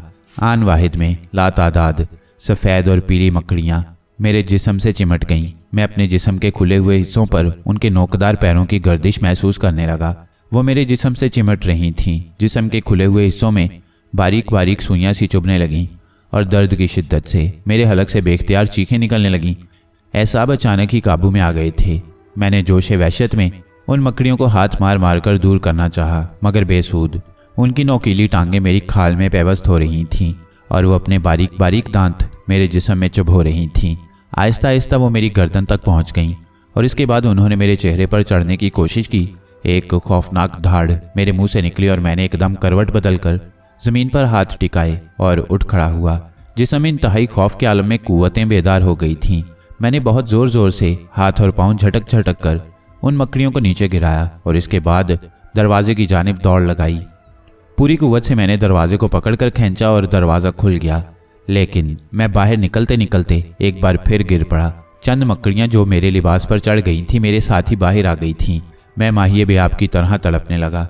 मकड़ियों ने मेरे जिस्म के खुले हिस्सों की तरफ दौड़ना शुरू कर दिया और वहां पहुंचकर मुझे काटने लगी। मैं बार बार चीख रहा था और लिजी मकड़ियों को चुटकियों से पकड़ पकड़ कर नीचे फेंक रहा था। साथ ही मैं उन्हें पाँव से मसलता भी जा रहा था। ये एक बेहद घिनौना काम था, लेकिन उस वक्त ज़िंदगी बचाना सबसे ज़्यादा अहमियत रखता था। मकड़ियाँ अपना काम कर रही थी, मगर मेरी कोशिशों से उनकी तादाद कम होती जा रही थी। यहाँ तक कि आखिरी मकड़ी भी मेरे पाँव के नीचे आकर मर गई। इस मुसीबत से छुटकारा पाते ही मैं उस रास्ते की तरफ दौड़ा जहाँ से अंदर दाखिल हुआ था। सामने एक दरवाज़ा खुला नजर आया और मैं उसमें घुस गया, मगर वो एक कमरा था और उसमें कोई दरवाज़ा नहीं था। वहाँ से निकलकर एक राहदारी में भागा जो आगे जाकर दूसरी तरफ घूम गई थी, लेकिन दूसरी तरफ मुड़ ही रहा था कि सामने बंद दीवार आ गई और बमुश्किल दोनों हाथों का सहारा लेकर टकराने से बचा। वो रास्ता कहाँ गया जहाँ से अंदर आया था? कहाँ गया वो रास्ता? वहाँ से पलटा और फिर जहाँ तक भाग सका भागा, लेकिन जहाँ पहुँचता रास्ता बंद मिलता। हलक में कांटे पड़ रहे थे, आवाज़ नहीं निकल रही थी। फिर एक तारीक कमरे में दाखिल हो गया। गहरा घुप अंधेरा था। पानी गिरने की आवाज आ रही थी। गालिबन गुसलखाना था। मैं टटोल टटोल कर आगे बढ़ने लगा। एक जगह पानी की धार गिर रही थी। पानी हल्का गर्म था, मगर प्यास इतनी शिद्दत की थी कि मैंने मुंह खोल दिया। पानी के कई घूंट हलक से उतारे, मगर यह पानी हल्का नमकीन था और इसमें पानी जैसा पतलापन नहीं था। इसके अलावा एक अजीब सी बू, एक अजीब सी सरांड। मैं एकदम पीछे हट गया। दोनों हाथों का चुल्लू बनाया, पानी उसमें लिया और उसे उंगलियों से मसल कर देखने लगा। अजीब सी चिपकन थी उसमें, मगर तारीकी में कुछ नजर नहीं आ रहा था। उस सरांड से उल्टी आ रही थी। पेट और सीने पर एकदम बड़ा भारीपन पैदा हो गया था। मैं कराहता हुआ वहां से भी निकल आया। कोई अजीम शैतानी जाल था जिसमें मैं बुरी तरह जकड़ गया था। आह, क्या है ये सब कुछ? कहाँ जाऊं? किसी जगह रोशनी नजर आई। इससे पहले ये रोशनी नहीं थी, मगर उस तरफ रुख करते हुए खौफ महसूस हो रहा था। उधर कलेजा था कि हलक के रास्ते बाहर निकल आना चाहता था। रास्ता कहाँ है? कोई है इस मनहूस घर में? अरे कोई है? मामू रियाज, अम्मी अब्बू, कोई है? मेरी आवाज घुट गई। मतली आ गई थी और मेरी हालत खराब से खराबतर होती जा रही थी। सर चकरा रहा था। आंखों के सामने सितारे नाच रहे थे। लग रहा था यही आखिरी वक्त है, मर जाऊंगा। फिर वही सब कुछ। आगे बढ़ा। रुख एक रोशनी की तरफ था। ना जाने वहां क्या है। खुला हुआ दरवाजा था। चौकोर कमरा था। खुरदरा फर्श, दीवारें, कॉर्नर्स पर रोशन शमा। सामने एक और दरवाजा भी था। नक्शा बदल गया था उस घर का मेरे दाखिल होने के बाद। कैसे? आखिर कैसे? रोशनी में हाथों पर नजर पड़ी। एक और चीख हलक से बुलंद हो गई। दोनों हाथ सुरख हो रहे थे। उंगलियां एक दूसरे से चिपक गई थीं। खून, पूरा जिस्म खून में डूबा हुआ था। वो धार ना जाने कहां से गिर रही थी। पानी की नहीं, खून की धार थी। और मैंने कई घूंट खून पिया था। इस बार तो यूं लगा जैसे आंते हलक के रास्ते बाहर निकल रही हों। बुरी तरह मतलियां हो रही थी और मुझे बैठ जाना पड़ा था। आंखें बंद कर ली थी ताकि हलक से निकलने वाली आलाइश नजर न आए। सर बिल्कुल खाली हो गया था। जब हालत कुछ बेहतर हुई तो अपनी जगह से उठा और सामने नजर आने वाले दरवाजे से अंदर दाखिल हो गया। बेनूर सी आंखों से कमरे के माहौल को देखा। वही कमरा था जहां ताबूत देखा था, और उस ताबूत में मामू रियाज की लाश नजर आई थी, मगर अब वहां मकड़ियां नहीं थीं। फर्श साफ पड़ा था। मकड़ियां यकीनन दोबारा ताबूत में जा घुसी थीं। मामू रियाज मर गए, मैंने दिल में सोचा। बेख्तियार कदम आगे बढ़े। ताबूत में झांका। लाश मौजूद थी, मगर मकड़ियां मौजूद नहीं थी। एक भी मकड़ी नहीं थी। अलबत्ता मामू रियाज की लाश खून से आ रही थी, बिल्कुल जर्द, बेरौनक, सर्द। ताबूत में झांका। दोनों हाथ नीचे किए। उनके शानों को मजबूती से पकड़ा और ऊपर उठाया। बिल्कुल हल्का जिस्म था, मगर अचानक यूं महसूस हुआ जैसे मामू रियाज ने पांव उठाया हो। यह सिर्फ एहसास नहीं था, ऐसा हुआ था। मेरे हाथों के सहारे वो ताबूत से बाहर निकलने की जिद्दोजहद कर रहे थे। मैंने दहशतज़दा नजरों से उनका चेहरा देखा और फिर जल्दी से उन्हें छोड़ दिया। ये मामू रियाज नहीं थे, बल्कि अब ये चेहरा मकरू सूरत भोरिया चरण का चेहरा बन चुका था। वह 100% भोरिया चरण था। उसकी शक्ल नामालूम से अंदाज में किसी मकड़ी की शक्ल से मुशाबा थी। हाथ पांव भी उसी तरह मुड़े मुड़े थे। उसे अब मेरे सहारे की जरूरत नहीं थी। वो उछलकर ताबूत से बाहर निकल आया। कैसे हो मियाँ जी? उसने चहकती हुई आवाज में पूछा। भोरिया चरण, मैंने आहिस्ता से कहा। पहचान लिया ना? चलो अच्छा है, हम तो समझे भूल गए होगे हमें। बहुत समय बीत गया था। मामू रियाज कहाँ है? भोरिया चरण, सब मिल जाएंगे मियाँ जी, सब मिल जाएंगे। अब क्या रह गया है? मगर तुम भी धुन के पक्के निकले। वो कैसे भोरिया चरण? हमारा काम ही करके ना दिया। अब भी नहीं करूंगा भोरिया चरण, अब भी नहीं करूंगा। अब? उसके लहजे में तंज था। हाँ, तू क्या समझता है? हार मान ली है मैंने तुझसे। तू पागल है भोरिया चरण। डूब मरो मियाँ जी, कहीं चुल्लू भर पानी में डूब ही मरो तो अच्छा है। अब तुम क्या हो, जरा इस पर तो गौर कर लो। मैं तो कभी कुछ नहीं था भोरिया चरण, मगर तू देख ले, आज तू अपने मकसद में कामयाब नहीं हो सका। मकसद में तो हम ऐसे कामयाब हुए हैं मियाँ जी कि जानोगे तो जी खुश हो जाएगा तुम्हारा। अच्छा, क्या तू खंडोला बन गया? हम तो खंडोला ना बने, पर तुम भी धर्मात्मा न बन सके। यह है तुम्हारा धर्म। जीवन भर कष्ट उठाए, पर एक गलती करी और मारे गए। उसने मसरूर लहजे में कहा और मैं उसे घूरने लगा। अब तुम हम में से हो मियाँ जी, नाम और बदल लो अपना। धर्मदास रख लो या काली चरण। मसूद अहमद तो ना रहे अब तुम। वो खुशी से दीवाना हो रहा था और मैं उसके अल्फाज पर गौर कर रहा था। क्या कह रहा है ये? क्यों कह रहा है? इतना अरसा दूर रहा तो दिल में ये ख्याल पैदा हो गया था कि अब इससे जान छूट गई। जो जिम्मेदारी मुझे दी गई है, अगर उसे पूरा कर लूं तो शायद इस करब की जिंदगी से निजात पालूं, मगर अब उसे बुरा भला कह लूं तो क्या मिलेगा? कम अज कम मालूमात ही हासिल कर लूं। कुछ समझ में ही आए। तुम किस मकसद में कामयाब हुए हो भोरिया चरण? हाँ, भाग होते हैं मनुष्य के। शंखा बने तो मन में आई कि खंडोले बने, मगर भाग में नहीं था। मिला भी तो तुम जैसा पागल, धर्म के पीछे भागने वाला। अरे पापी, तू धर्मदास बनने तो नहीं आया था हमारे पास, बुरे कामों के लिए ही तो आया था। रेस के घोड़े, सट्टे के नंबर, दौलत के अंबार, अबलाओं की कुर्बत, यही सब कुछ मांगने आया था तू हमसे।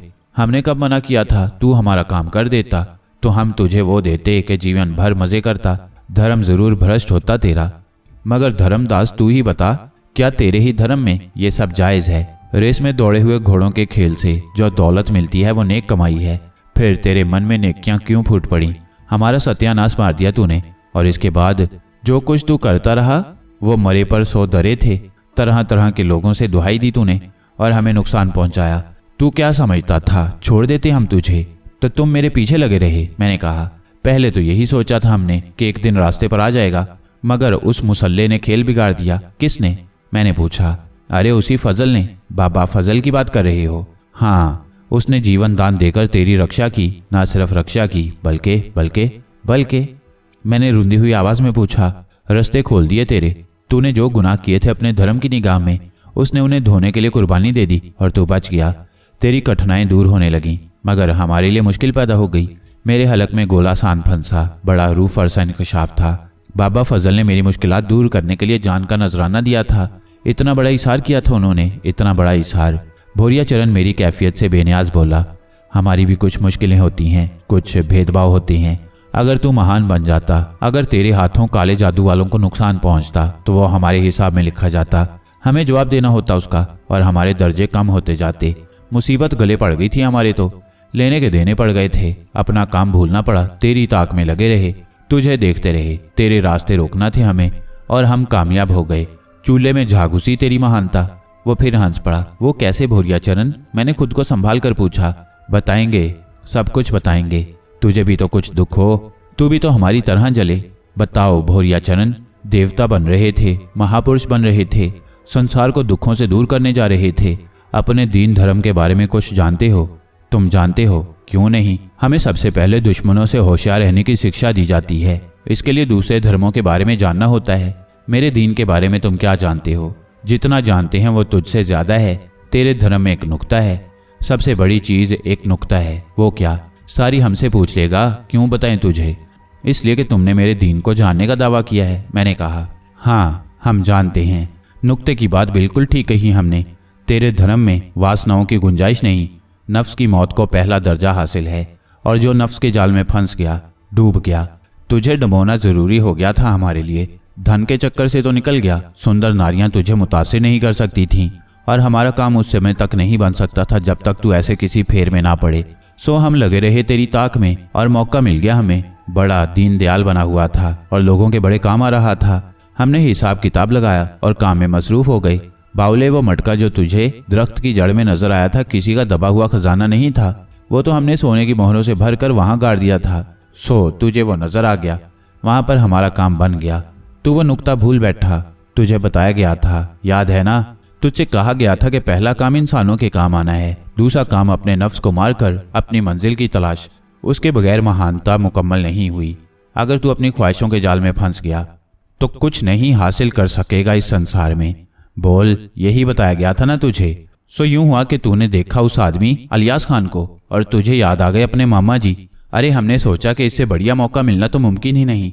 मामा जी के फेर में तू लंबे लंबे से फेर में पड़ सकता है, और बात बन गई भैया हमारी। सोने का वो मटका तूने अलियास खान को दे दिया, इसलिए कि वो तेरे मामा जी का पता तुझे बता दे। बस काम तो वहीं से हो गया था हमारा। तो तू खुद सोच, धरती तो बहुत बड़ी है, न जाने कितने खजाने भरे हुए हैं इस धरती में, और सबके सब आ जाते तेरी आंखों में, क्योंकि तुझे आहिस्ता आहिस्ता रोशनी मिल रही थी। तू तो बहुत बड़ा बन जाता भाई, मगर रास्ते रोकना ही थे। सो तूने वही किया जो हमने चाहा और निकल गया। तो उन पाबंदियों से जो तुझ पर कायम की गई थी, बस एक के बाद एक हमारा काम बनता रहा, और फिर बन गए हम तेरे मामा जी। तुम? मैं खौफ से आंखें फाड़ कर बोला। हाँ रे, उस समय तो यही सब कुछ करना था। लगा लाए तुझे अपने पीछे हम, और सब कुछ भूल गया तू। जो कुछ तुझे दिया गया था उसे भूलकर तू पड़ गया अपने मामा जी के फेर में, माता पिता के जलाल में। और ये जगह अब जहाँ तू आया है कहलाती है बीर मंडल। यहाँ सारे के सारे हमारे बीर रहते हैं। वो मकड़ियाँ जो तेरे मामा जी की लाश से चिमटी हुई थी, तेरा क्या ख्याल है? मार दी तूने? अरे जा बाउले, बीर कहीं मरते हैं, वो तो अपना काम कर रहे थे हमारे कहने से, और फिर हमने वो खून तेरे शरीर में उतार दिया जो हमने 7 पूरन माशिया मंत्र पढ़ पढ़ कर तैयार किया था। 17 आदमियों का खून जिन्हें हमने अपने हाथों से मारा था और जिन पर 7 पूरन माशिया मंत्र पढ़ा था हमने। काले जादू का वो सबसे बड़ा मंत्र जिससे बड़ा मंत्र और कोई नहीं होता, और जो एक शंखा को ही मालूम होता है। बस वो खून पानी समझकर पी लिया तूने और तेरे अंदर से सब कुछ साफ हो गया। कुछ नहीं अब तेरे पास, समझा? तू एक कोरे मटके की तरह है जो अंदर से खाली है और कोरा है। यकीन ना आए तो आजमा ले अपनी किसी भी बात को। अरे पागल, तेरी सारी तपस्या एक लम्हे में खत्म हो गई। इस तरह कम से कम हमारा एक काम तो बना। एक काम से तो फारिग हुए। ना तू अपने धर्म का रहा और ना इस संसार का। अब जा भाड़ झोंक चूल्हे में हमारा काम कर देता तो बहुत कुछ मिल जाता। नहीं किया तो हमारा क्या बिगाड़ लिया? हम शंखा तो है ना, मगर तू क्या है? तू क्या रह गया? अब अगर कहे तो कुत्ता बनाकर निकाल दें तुझे यहाँ से। बोल क्या करें तेरे साथ? मैं भोरिया चरण को देखता रहा। जो कुछ उसने बताया था दिल में उतर रहा था। कमबख्त अपने मकसद में कामयाब हो गया था। ना जाने क्या क्या जतन किए उसने अपने काम के लिए, और ये एक हकीकत है कि उसका कहना बिल्कुल दुरुस्त था। एक नुक्ता, सिर्फ एक नुक्ता ही तो असल हयात है। बड़े बड़े आलमे दीन, बड़े बड़े वली दरवेश कलंदर अपने आप को त्याग कर कुछ हासिल करते हैं। अपनी ख्वाहिशों के आगे सर झुका दिया, अपनी मोहब्बतों के हाथों दीवाने हो गए, तो फिर क्या बाकी रह गया? आम इंसान भी तो यही सब कुछ करता है। मेरा तो आजमाइशी दौर था और मैं उस इम्तिहान में नामुकम्मल रह गया। मैंने वो नेमतें ठुकरा दी जो मुझे दी गई थीं। इतनी सारी नेमतें देकर मुझे एक हदायत की गई थी कि अपनी ख्वाहिशों का गुलाम ना बनूं, वो ना मांगूं जिनका देना अभी आसमान में मंजूर नहीं हुआ। लेकिन कर डाला मैंने वो सब कुछ मामू रियाज के चक्कर में पड़कर। वो कंबल भी वहीं छोड़ाया जिसने मेरी आंखों को रोशन कर दिया था, जिसने मेरे दिलो दिमाग को मुनव्वर कर दिया था। भोरिया चरण कह के लगाने लगा, फिर बोला, और अब जा मर इस संसार में। जा देखूं आगे तू क्या करता है। छोड़ूंगा नहीं तुझे पापी। हथियारे तूने मेरे रास्ते रोके हैं, मैं संसार के सारे रास्ते तुझ पर बंद कर दूंगा। चल भाग रही यहाँ से। अब तो मिट्टी का ढेर है, मेरे लिए कुछ नहीं रहा। मैं गर्दन झुकाए वहां से पलट पड़ा। अंदर से यह एहसास हो रहा था कि दर हकीकत खाली हो चुका हूं और अब कुछ नहीं है मेरे पास। एक बार फिर ये दुनिया मेरे लिए इम्तहानगाह बन गई थी, और इस बार मैंने खुद को इस इम्तिहान में खुद डाला था। बिलाशुबा यही हुआ था, यही सब कुछ हुआ था। मैंने अपने हाथों अपने मनसब गंवा दिए थे। ये मेरा गुनाह था, सिर्फ मेरा गुनाह। इसमें किसी का कसूर नहीं था। मुझे तो जगह जगह समझाया गया था। मुझसे कहा गया था कि पहले फल चखूं फिर खाने को मिलेगा। भोरिया चरण ने बिल्कुल दुरुस्त कहा था। मजहब सच्चा है, उन्हें छूट है जो कुछ नहीं जानते, लेकिन जो वाकिफ हों उन पर जिम्मेदारी होती है। मुझे ये कहा गया था, मगर मैंने अपनी ख्वाहिशों को अव्वल करार दिया। इस बार सारे रास्ते खुले हुए थे। मैं बाहर निकल आया। गहरी रात छा चुकी थी। ना जाने क्या बच गया था। चारों तरफ फूका आलम तारी था। जगह जगह दरख्त बिखरे हुए थे। मैं आगे बढ़ता रहा, कुछ सोचे समझे बगैर। अब तो कुछ सोचने की हिम्मत भी नहीं थी। कुछ फासले पर दरिया का शोर उभर रहा था। आवाज मेरे कानों तक आ रही थी, मगर एहसास कुछ नहीं था। थक गया तो जहां था वहीं बैठ गया, वहीं सो गया। खूब गहरी नींद आ गई थी। सुबह को उस वक्त जागा जब कहीं दूर से अजान की आवाज़ सुनाई दी, और आवाज़ ने एज़ा में थरथरी सी पैदा कर दी। बेख्तियार उठ गया। दिमाग खोया खोया सा था। दिल कुछ चाह रहा था, एज़ा कुछ तलब कर रहे थे, मगर क्या याद नहीं आ रहा था। खड़ा हो गया, उसी जगह खड़ा हो गया। दोनों हाथ नियत के अंदाज में बंध गए। मगर अब क्या करूं? अब क्या करूं? कुछ याद नहीं आ रहा था। कुछ भी याद नहीं आ रहा था। बहुत कोशिश की मगर सब कुछ भूल गया था। झुका, फिर घुटनों के बल सजदे में गिर पड़ा। आंखों से आंसू उबल पड़े। बिलक बिलक कर रोने लगा। भूल जाने का गम था, याद करना चाह रहा था, मगर याददाश्त साथ छोड़ चुकी थी। सारे आंसू बह गए। आंखें खुश्क हो गईं तो उठ खड़ा हुआ। कानों में एक आवाज उभरी, गया शैतान मारा एक सजदे के ना करने से। अगर लाखों बरस सजदे में सर मारा तो क्या मारा? मेरी उम्र ही क्या है? चंद लम्हे मेरी बख्शिश का जरिया तो नहीं बन सकेंगे। मेरी ये जो एक जिंदगी है, ये तो मेरे लिए मजीद गुनाहों का बायस बन जाएगी। मजीद गुनाह नहीं और गुनाह नहीं। इस सज़ा को ख़त्म हो जाना चाहिए। बुराई मेरे लिए नहीं है, मैं बुराई के काबिल नहीं हूँ, और गुनाह करने के लिए मुझे इस दुनिया में नहीं रहना चाहिए। मर जाना चाहिए, मुझे मर जाना चाहिए। हाँ, मुझे मर जाना चाहिए। मैंने वहशतनाक नज़रों से चारों तरफ देखा। फिर मेरी समात ने मुझे उस शोर की तरफ मुतवज्जा किया जो मुझसे ज़्यादा फासले पर नहीं था। मेरे कदम तेज़ और तुंद दरिया की तरफ बढ़ गए। मैं बेखुदी के आलम में उस तरफ चल पड़ा। वसी और ईज चौड़ा पाट मेरे सामने था। पानी बर्क रफ्तारी से अपना सफ़र तय कर रहा था। मुटियाली लहरें झाग उड़ा रही थीं। मैं दरिया में उतर गया, आगे और आगे।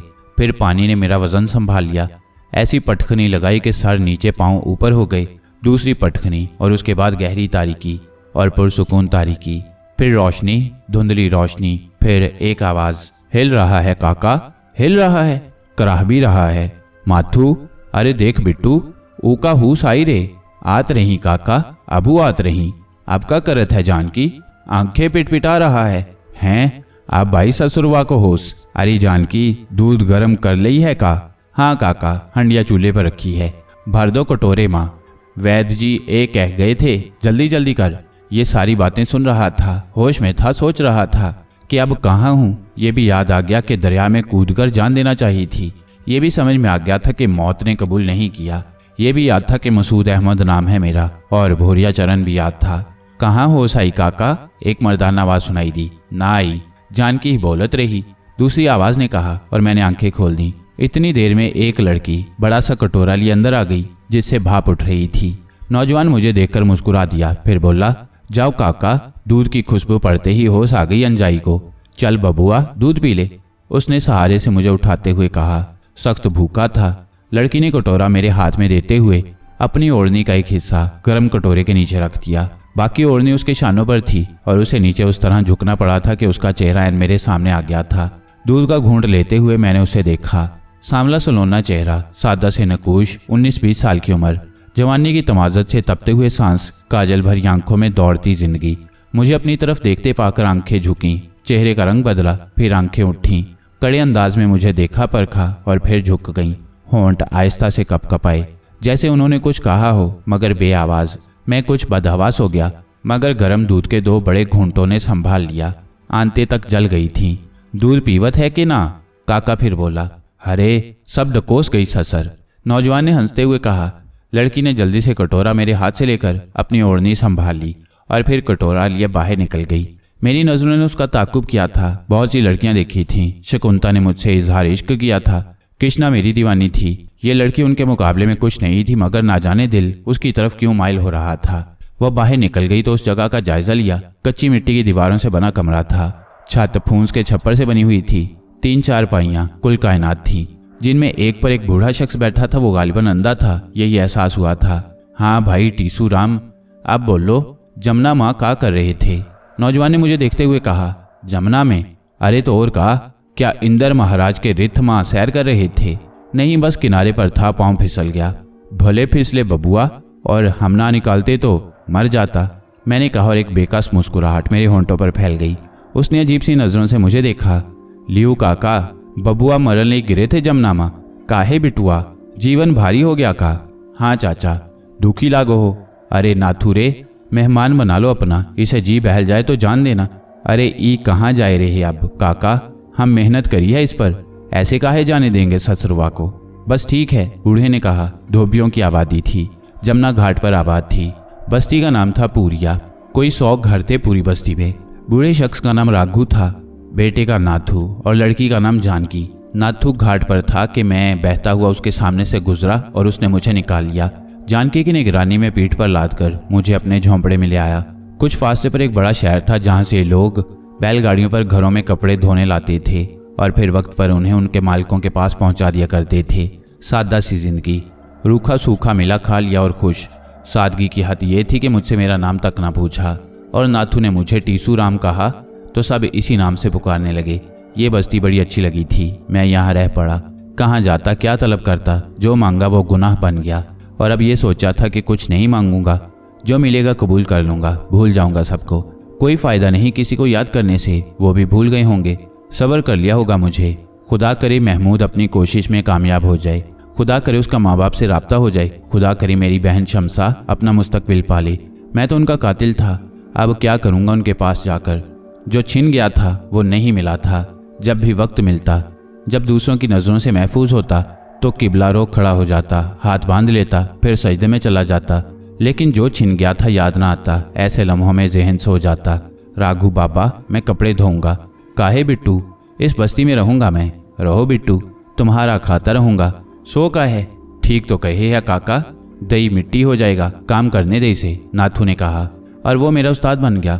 मैं उसके साथ कपड़े धोने लगा। उसका काम बढ़ गया था। एक दिन जानकी ने शर्माते हुए कहा, कुछ मालूम है तुझे टीसवा? क्या? काका और भैया हमारे ब्याह की बात कर रहे थे। काका कह रहा था कि छोरा बढ़िया है, काम भी करे है, जानकी के साथ फेरे करा दें इसके, चौखा रहेगा। मेरे हाथ रुक गए। मैं अजीब सी नजरों से उसे देखने लगा। जानकी मुझे अच्छी लगती थी, उसकी कुर्बत से एक नशा सा छाया रहता था मुझ पर। वो भी मेरा बहुत ख्याल रखती थी, मुझे चाहती थी, जिसका साफ इजहार हो रहा था। मगर वो मेरी हम मजहब नहीं थी, कुछ भी थी। मुझे अपना नाम याद था, अपना मजहब याद था, और मुझे उससे मोहब्बत थी। जो कुछ मुझसे छीन गया था वो मेरी बदकिस्मती थी, लेकिन बाकी सब क्या खुद को भूल जाऊं? जानकी ने कहा, क्या सोचने लगा? कुछ नहीं जानकी, अपने याद आ रहे होंगे। हाँ, सब कुछ भुला दूंगी तुझे, सब कुछ। मैंने कोई जवाब नहीं दिया, मगर मैं बहुत बेचैन हो गया था। उस रात मैं बहुत बेकुल था। सारी रात बेकुली में गुजरी। सुबह को उठा, दिल की बेचैनी किसी तरह दूर नहीं हो रही थी। एक गोशा तलाश किया और बेकसी से खड़ा हो गया, हाथ बांध लिए, फिर सजदे में गिर गया। बहुत देर गुजर गई, चेहरा आंसुओं से भीगा हुआ था। उठा तो नाथू पर नजर पड़ी, वह छंबे से मुझे घूर रहा था। उसके मुंह से सरसराती आवाज निकली, क्या तू मुसलमान है? पूरा वजूद मुजस्सम आवाज बन गया। रुआं रुआं पुकारने लगा, हाँ हाँ हाँ। और ये कहते हुए जो सुकून मिला था, उसकी कीमत कायनात के सारे खजाने नहीं थे। ये अल्फाज मेरी गुमशुदा बिनाई थे। मुसलमान है तू? नाथू ने इस बार कड़क कर पूछा। हाँ, मैं मुसलमान हूँ, मैं मुसलमान हूँ, मैंने अजीब सी कैफियत में कहा। हम का धोखा दे रहे थे, हमारे सामने टीसू काहे बने रे? नहीं नाथू, नहीं, मैं कुछ नहीं बना। मैं तो मुसीबत का मारा हूँ नाथू। मैंने तो हमारी बहनिया से ब्याह करने लगे थे। अरे, हम सबकी आंखन में धूल झोंक रहे थे। नाथू, तुम लोगों ने जमुना से मुझे उस वक्त निकाला जब मैं बेहोश था। मैं तो खुद अपनी जिंदगी खत्म करने के लिए दरिया में गिरा था। मैं किसी और को अपनी जिंदगी में शामिल कैसे कर सकता हूँ? तुम्हें मालूम है नाथू, तुम जानते हो कि मुझे इस बारे में कुछ नहीं मालूम। कल जानकी ने मुझे बताया कि तुम लोग ऐसा सोच रहे हो। मैं ऐसा कभी ना करता। अपने ऊपर एहसान करने वालों को मैं कभी धोखा ना देता। अगर मैं तुम्हें हकीकत ना बताता तो कम अज कम यहाँ से चला जाता और जानकी से ब्याह ना करता। कभी नहीं नाथू, कभी नहीं। नाथू मेरा चेहरा देखता रहा। वो इन सच्चाइयों पर गौर कर रहा था। बात उसकी समझ में आ गई थी। उसने परेशानी से सर हिलाते हुए कहा, बड़ी बकट बात हो गई रे टीसवा। जानकी तेरे सपने देखन लागी रे। उसने अपनी सखियां को बता दिया है। अब बात बरादरी में निकल गई है। हम पर कृपा कर बीरा, कृपा कर हम पर। तू यहाँ से चला जा, चुपचाप चला जा। सब सोचेंगे कि तू भाग गया। हम कह दई है कि तू भाग गया, हमारी इज्जत बच जाएगी। लोग तो बुरा भला कहेंगे, तेरा कुछ ना बिगड़ेगा। हमारी इज्जत बचा ले बीरा। नाथू ने हाथ जोड़ दिए। मैं जा रहा हूँ, अभी जा रहा हूँ नाथू मेरे भाई। तेरी इज्जत मुझे जिंदगी से प्यारी है। अभी चला जाता हूँ मैं। अभी ज्यादा वक्त नहीं गुजरा है। मैंने उसके जुड़े हुए हाथ अलग किए और फिर वहां से आगे बढ़ गया। वो अपनी जगह साकित खड़ा रहा। मैंने पलट कर उसे नहीं देखा। बस्ती बहुत छोटी थी। मैं आखिरी मकान से भी गुजर गया। आगे खेत बिखरे हुए थे। इक्का दुक्का लोग नजर आ रहे थे। किसी ने तवज्जो नहीं दी। मैंने रफ्तार तेज रखी थी। किसी रुख का तयन नहीं किया था। किधर करता, कहाँ जाता, बस चल पड़ा था। नाथू और दूसरे धोबी किसी बस्ती का तस्करा करते थे। कहते थे कोई शहर है जहाँ से वो कपड़े लाते हैं और धोकर उनके मालिकों को पहुंचा देते हैं। मगर मैंने कभी इसके बारे में किसी से नहीं पूछा। उसके बारे में कुछ नहीं जानता था। चलता रहा। उस वक्त नाथूराम की इज्जत पेशे निगाह थी और कुछ नहीं सोच रहा था। चलते चलते दोपहर हो गई। अब वीरान जंगल के सिवा कुछ नहीं था। दरख्त नजर आ रहे थे, परिंदे परवाज कर रहे थे। आसमान शफाफ था, धूप फैली हुई थी। जब पैरों ने जवाब दे दिया तो एक दरख्त के नीचे पनाह ली और जमीन पर बैठकर आंखें बंद कर ली। नींद तो नहीं आई, अलबत्ता नकाहत ने गनूदगी तारी कर दी। बदन को सुकून मिला। पिछले कुछ दिन आराम से गुजरे थे, इसलिए बर्दाश्त की कुव्वत में कमी नहीं हुई थी। सूरज ढले उठा और फिर चल पड़ा। शाम झलक आई और मैंने स्याह रंग की एक इमारत देखी। टूटी दीवारें, बिखरी हुई जमीनों के ढेर, एक बड़ा सा गुंबद। कदम उसी जानिब बढ़ गए। कुछ देर के बाद वहां पहुंच गया। कोई कदीम मस्जिद थी। सीढ़ियां तक सलामत नहीं थी। बड़ा सा सहन था जो मेरी तरह उधड़ा हुआ था। चारों तरफ पत्ते बिखरे हुए थे। दिल में अकीदत का एक जज्बा उभर आया, प्यार उभर आया। ये सब मुझसे रूठे हुए थे। गुनाहगार तो था मैं, लेकिन मुझे प्यार था। उस एहसास से प्यार था कि मैं मुसलमान हूँ। कोई ऐसी चीज़ पास नहीं थी जिससे ये सहन साफ करता। कमीज़ उतारी और सहन की सफाई में मसरूफ़ हो गया। वसी और इस सहन को साफ करते करते इतनी देर हो गई कि रात हो गई। सूखे पत्ते समेटकर मैंने मस्जिद के पिछले हिस्से में फेंके और वहाँ ऐसे पत्तों के अंबार देखकर हैरान रह गया। यूं लगा जैसे कोई बाकायदगी से सहन साफ करके पत्ते यहाँ फेंकता हो। ना जाने कौन, कुछ समझ में नहीं आया। ज़्यादा गौर भी नहीं किया। अब कोई काम नहीं था। सीढ़ियों के पास आकर एक जगह साफ की और लेट गया। भूख लग रही थी, दिन भर प्यास की शिद्दत भी रही थी। कहीं से पानी भी नहीं पिया था, बस चलता रहा और यहाँ आकर इस मस्जिद के पास काम में मसरूफ़ हो गया था। भूख प्यास बेशक थी, लेकिन उसे रफ़ा करने का कोई ज़रिया सामने नहीं आया था। लेटे लेटे एक बार फिर गुनूदगी की सी कैफियत तारी हो गई और शायद सो गया। ना जाने कितना वक्त गुजरा था। आलमे होश में नहीं था कि दफ़अतन कुछ आहटें सुनाई दी।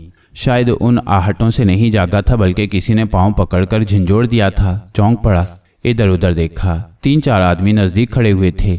चांद निकला हुआ था और मस्जिद का पूरा माहौल रोशन था। उनमें से एक ने कहा, ये सोने की जगह नहीं है मियाँ साहिब, यहाँ क्यों सो रहे हो? रास्ता है, गुजरगाह है। मैं हड़बड़ाकर खड़ा हो गया। इस वीराने में इस वक्त मस्जिद में आने वाले कौन हैं? जिन लोगों ने मुझे जगाया है वो आगे बढ़ गए थे। मैं इधर उधर निगाहें दौड़ाने लगा। सफ़ेद लिबास में मलबूस, पाकीज़ा नूरानी चेहरे वाले बुजुर्ग, नौजवान और छोटी उम्र के लोग जौकदार जौक मस्जिद की जानिब आ रहे थे और अंदर मस्जिद में बड़ा एहतमाम था। मैं पुरशौक अंदाज में आगे बढ़ गया। इस वक्त ये इज्तिमा क्यों हुआ है, ये तजस्सुस मेरे दिल में जाग उठा था। लोग सफ़े बनाकर बैठे थे। मैं भी एक सिमत बैठ गया। सामने ही एक मेंबर लगाया गया था जो पहले यहाँ मौजूद नहीं था। गालिबन यहाँ आने वाले अपने साथ लाए थे।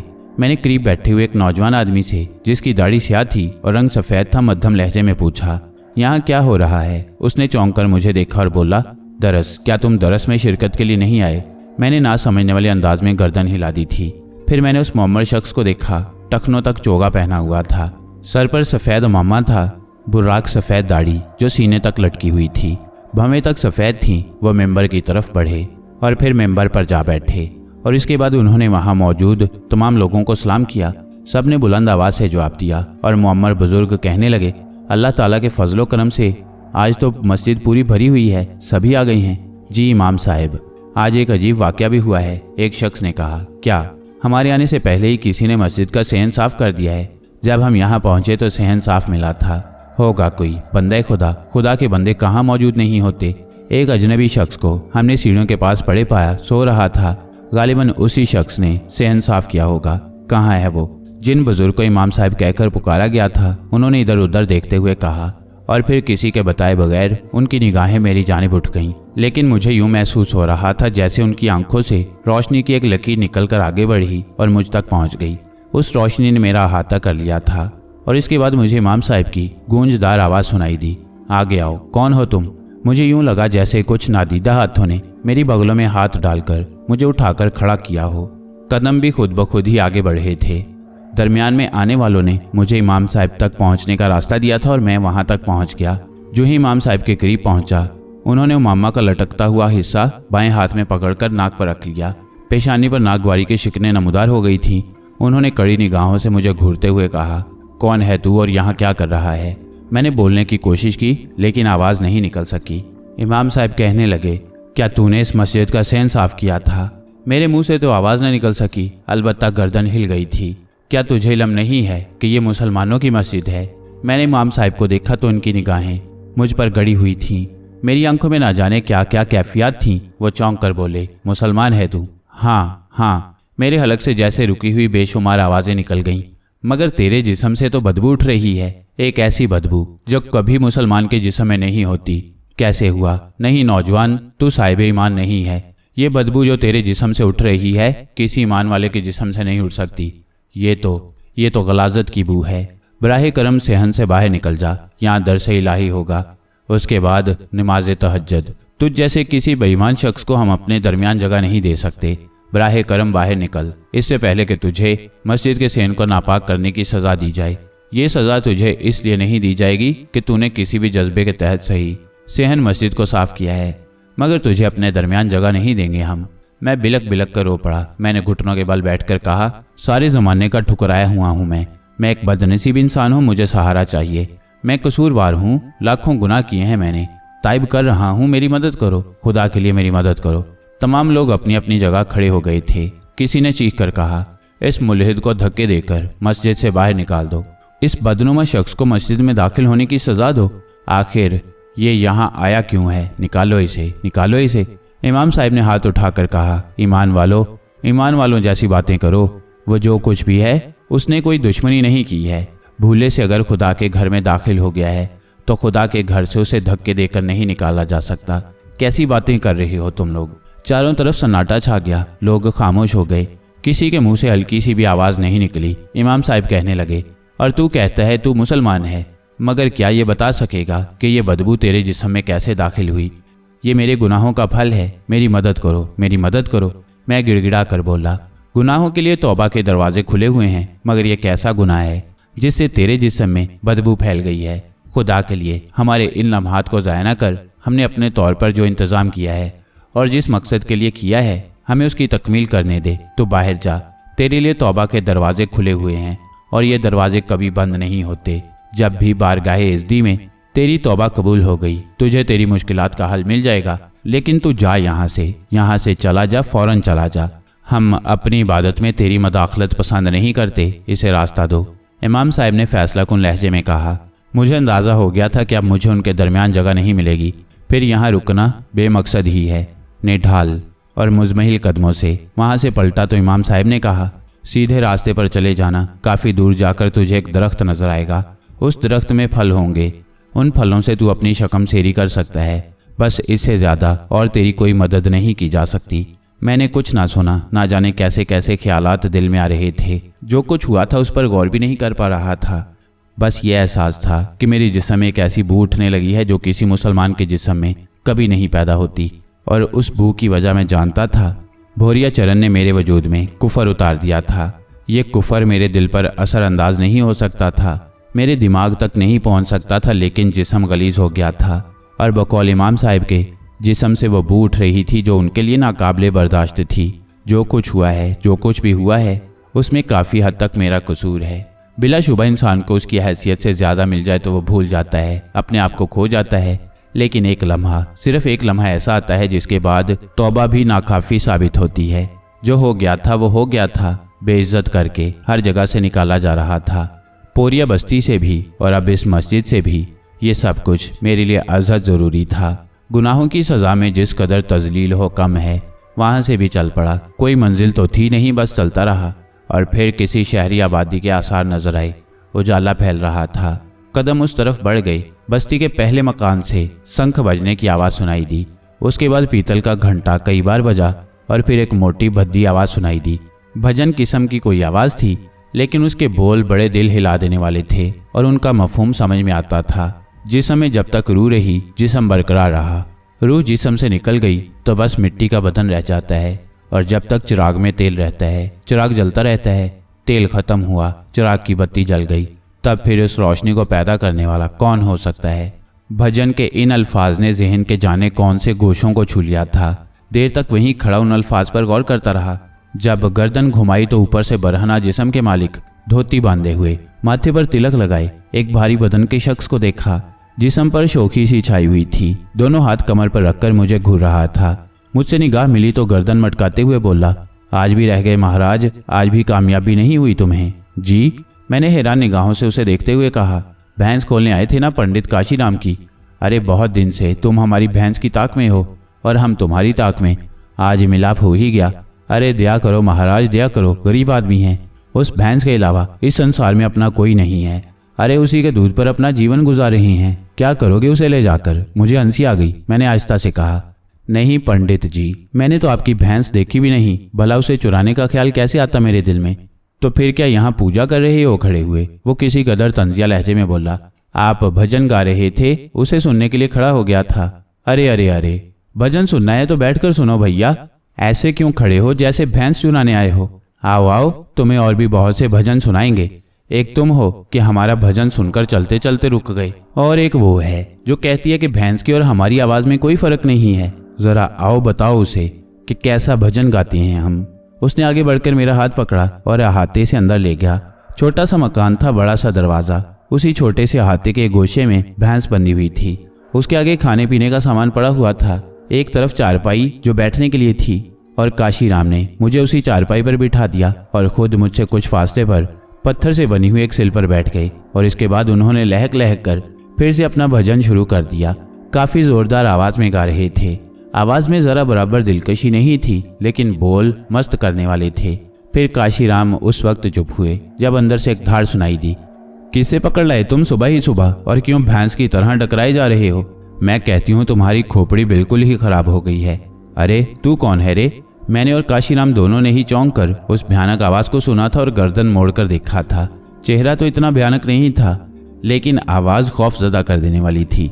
सफेद धोती बांधे, माथे पर तिलक लगाए, आंखें निकाले खड़ी वो हम दोनों को घूर रही थी। काशीराम उछलकर खड़े हो गए और खातून आगे बढ़कर हमारे सामने आ गई। फिर एक पोज बनाकर दोनों हाथ कमर पर रखे और बारी बारी हम दोनों को घूरते हुए बोली, ये तुम दोनों सुबह ही सुबह क्या कर रहे हो? अरे वो देवरानी जी, ये बेचारा मुसाफिर है, भजन सुनकर खड़ा हो गया था, कहने लगा कि मन को भा रहा है। अब सब तेरे जैसे तो नहीं होते कि काशीराम की आवाज़ पसंद ही ना आए।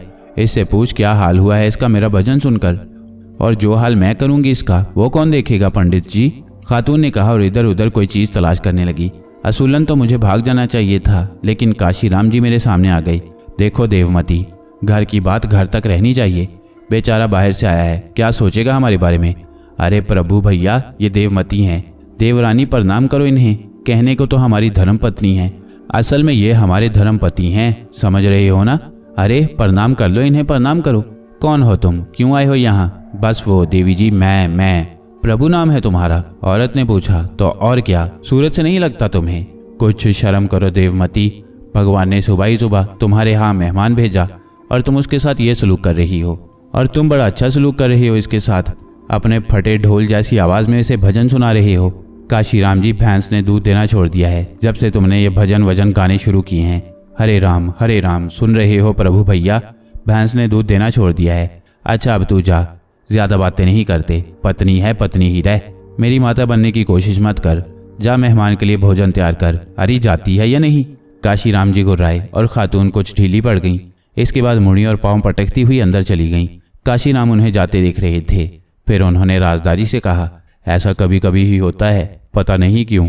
तुम बता सकते हो कि इस वक्त मेरे चेहरे पर कैसे तासुरात थे? काशीराम का अंदाज अजीब सा था, मैं कुछ समझ नहीं पाया। मैंने आहिस्ता से कहा, समझा नहीं काशीराम जी। अरे भाई, ये देवमती है, मेरी धर्मपत्नी, मगर देवमती ही नहीं द्योनी भी है। तुमने देखा, एक हाथ किसी पर पड़ जाए तो भगवान की सौगंध घंटों बैठा गाल सहलाए। वो तो कभी कभी मेरी धौंस में आ जाती है, पर कभी कभी ही ऐसा होता है। इस समय भी ऐसा ही हुआ है। मैं यही तो पूछ रहा था तुमसे कि मैंने कैसा चेहरा बनाया था जिसकी वजह से ये डर कर अंदर चली गई। ऐसा कम ही होता है। अरे बैठो, बस अब सब ठीक हो गया है, अब हिम्मत नहीं पड़ेगी इसकी। तो तुम्हें मेरा भजन पसंद आया? हाँ काशीराम जी, भगवान तुम्हें सुखी रखे, कुछ दिन हमारे मेहमान रहो। अरे लेकिन ये सुबह ही सुबह तुम कहाँ से आए हो? मुसाफिर हूँ, बस इस बस्ती में निकल आया। दरअसल यहाँ नौकरी की तलाश में आया हूँ, कुछ करना चाहता हूँ। नौकरी? कैसी नौकरी? सिर्फ ऐसी नौकरी काशीराम जी जिसमें 2 रोटियां और बदन ढकने के लिए लिबास मिल जाए। तो फिर तुम कौन सी गलत जगह आए, सीधे नौकरी के पास चले आए। नौकरी मिल गई तुम्हें? काशीराम जी बोले। जी, मैंने हैरानी से मुंह फाड़ कर कहा। जी, काशीराम ने गर्दन झुकाकर मस्करेपन से कहा। काशीराम जी, अगर मुझे वाकई नौकरी मिल जाए तो मैं हर किस्म की नौकरी कर लूंगा। देख प्रभु भैया, बात असल में यह है कि हम तो बड़े अच्छे आदमी हैं, लेकिन औरतें आमतौर पर बुरी होती हैं, और धर्म पत्नियां बनकर तो वो बहुत बुरी हो जाती हैं। बस यूं समझ लो कि धर्म पत्नी बनकर धर्म के अलावा और सब कुछ होता है उनके पास। तो ऐसा करते हैं प्रभु जी कि हम तुम्हें नौकर कहकर अपने घर में रख लेते हैं। रोटी और कपड़े की तो बिल्कुल चिंता मत करना, खर्च के पैसे भी ले लिया करना हमसे, कोई मुश्किल बात नहीं। मगर ज़रा इन देवमती जी को बर्दाश्त करना होगा तुम्हें, बड़ी ख़राब है मिजाज की। काम भी कराएंगी तुमसे घर के। भैंस के काम करने आती हैं तुम्हें? आप फिक्र न करें, मैं भैंस का काम तमाम कर दूंगा। मैंने कहा, अरे अरे अरे ना भैया ना, इस भैंस पर तो जीते हैं हम कुछ नहीं खाते पीते, बस दूध पीते हैं और जीते हैं। तुम ज़रा इसका ख्याल कर लेना, थोड़ी सी घर की सफाई सुथराई, बाजार का सौदा सुलभ, और कोई काम नहीं। बाजार में वो अपने अलावा किसी और को जाने नहीं देती, पकाती खाती भी अपना ही है, बच्चा कोई नहीं है। हमारे यहाँ यही काम होगा तुम्हारा, और उसके बाद मज़े ही मज़े। हम तुम्हें भी भजन सिखा देंगे प्रभु भैया। मैं अजीब सी नज़रों से काशीराम जी को देखता रहा। उन्होंने अपनी बीवी के खौफ से मेरा नाम प्रभु रख दिया और अब मुझे इसी नाम से पुकार रहे थे। वैसे सीधा सच्चा आदमी मालूम होता था। काम भी मेरे सुपुर्द कर दिया था, जिसके नतीजे में अगर रोटियां मिल जाएं तो कोई हर्ज नहीं है। वैसे भी अब कौन सा मेरा इख्तियार रह गया था कि ये काम करूं और वो काम ना करूं। जिंदगी अगर थोड़ी सी सुकून में गुजर जाए तो क्या हर्ज है। अब तो कोई भी बात अपने आप में सोचना मज़ का खेज लगता था। ये करूं वो करूं सब बेकार है। बस जिंदगी की सांसें पूरी हो जाएं, मौत मर्जी से मुझ तक पहुंच जाए, बस यही मेरी जिंदगी का मसरफ रह गया है। अब इसमें कोई तब्दीली बेकार है। कोई मुझे प्रभु के नाम से पुकारे या मसूद के नाम से। जब जिंदगी का कोई मकसद ही नहीं रह गया तो इन नामों में भी क्या रखा है। ठीक है मसूद अहमद, ठीक है। अब वक्त जो कुछ कह रहा है वही मुनासिब है।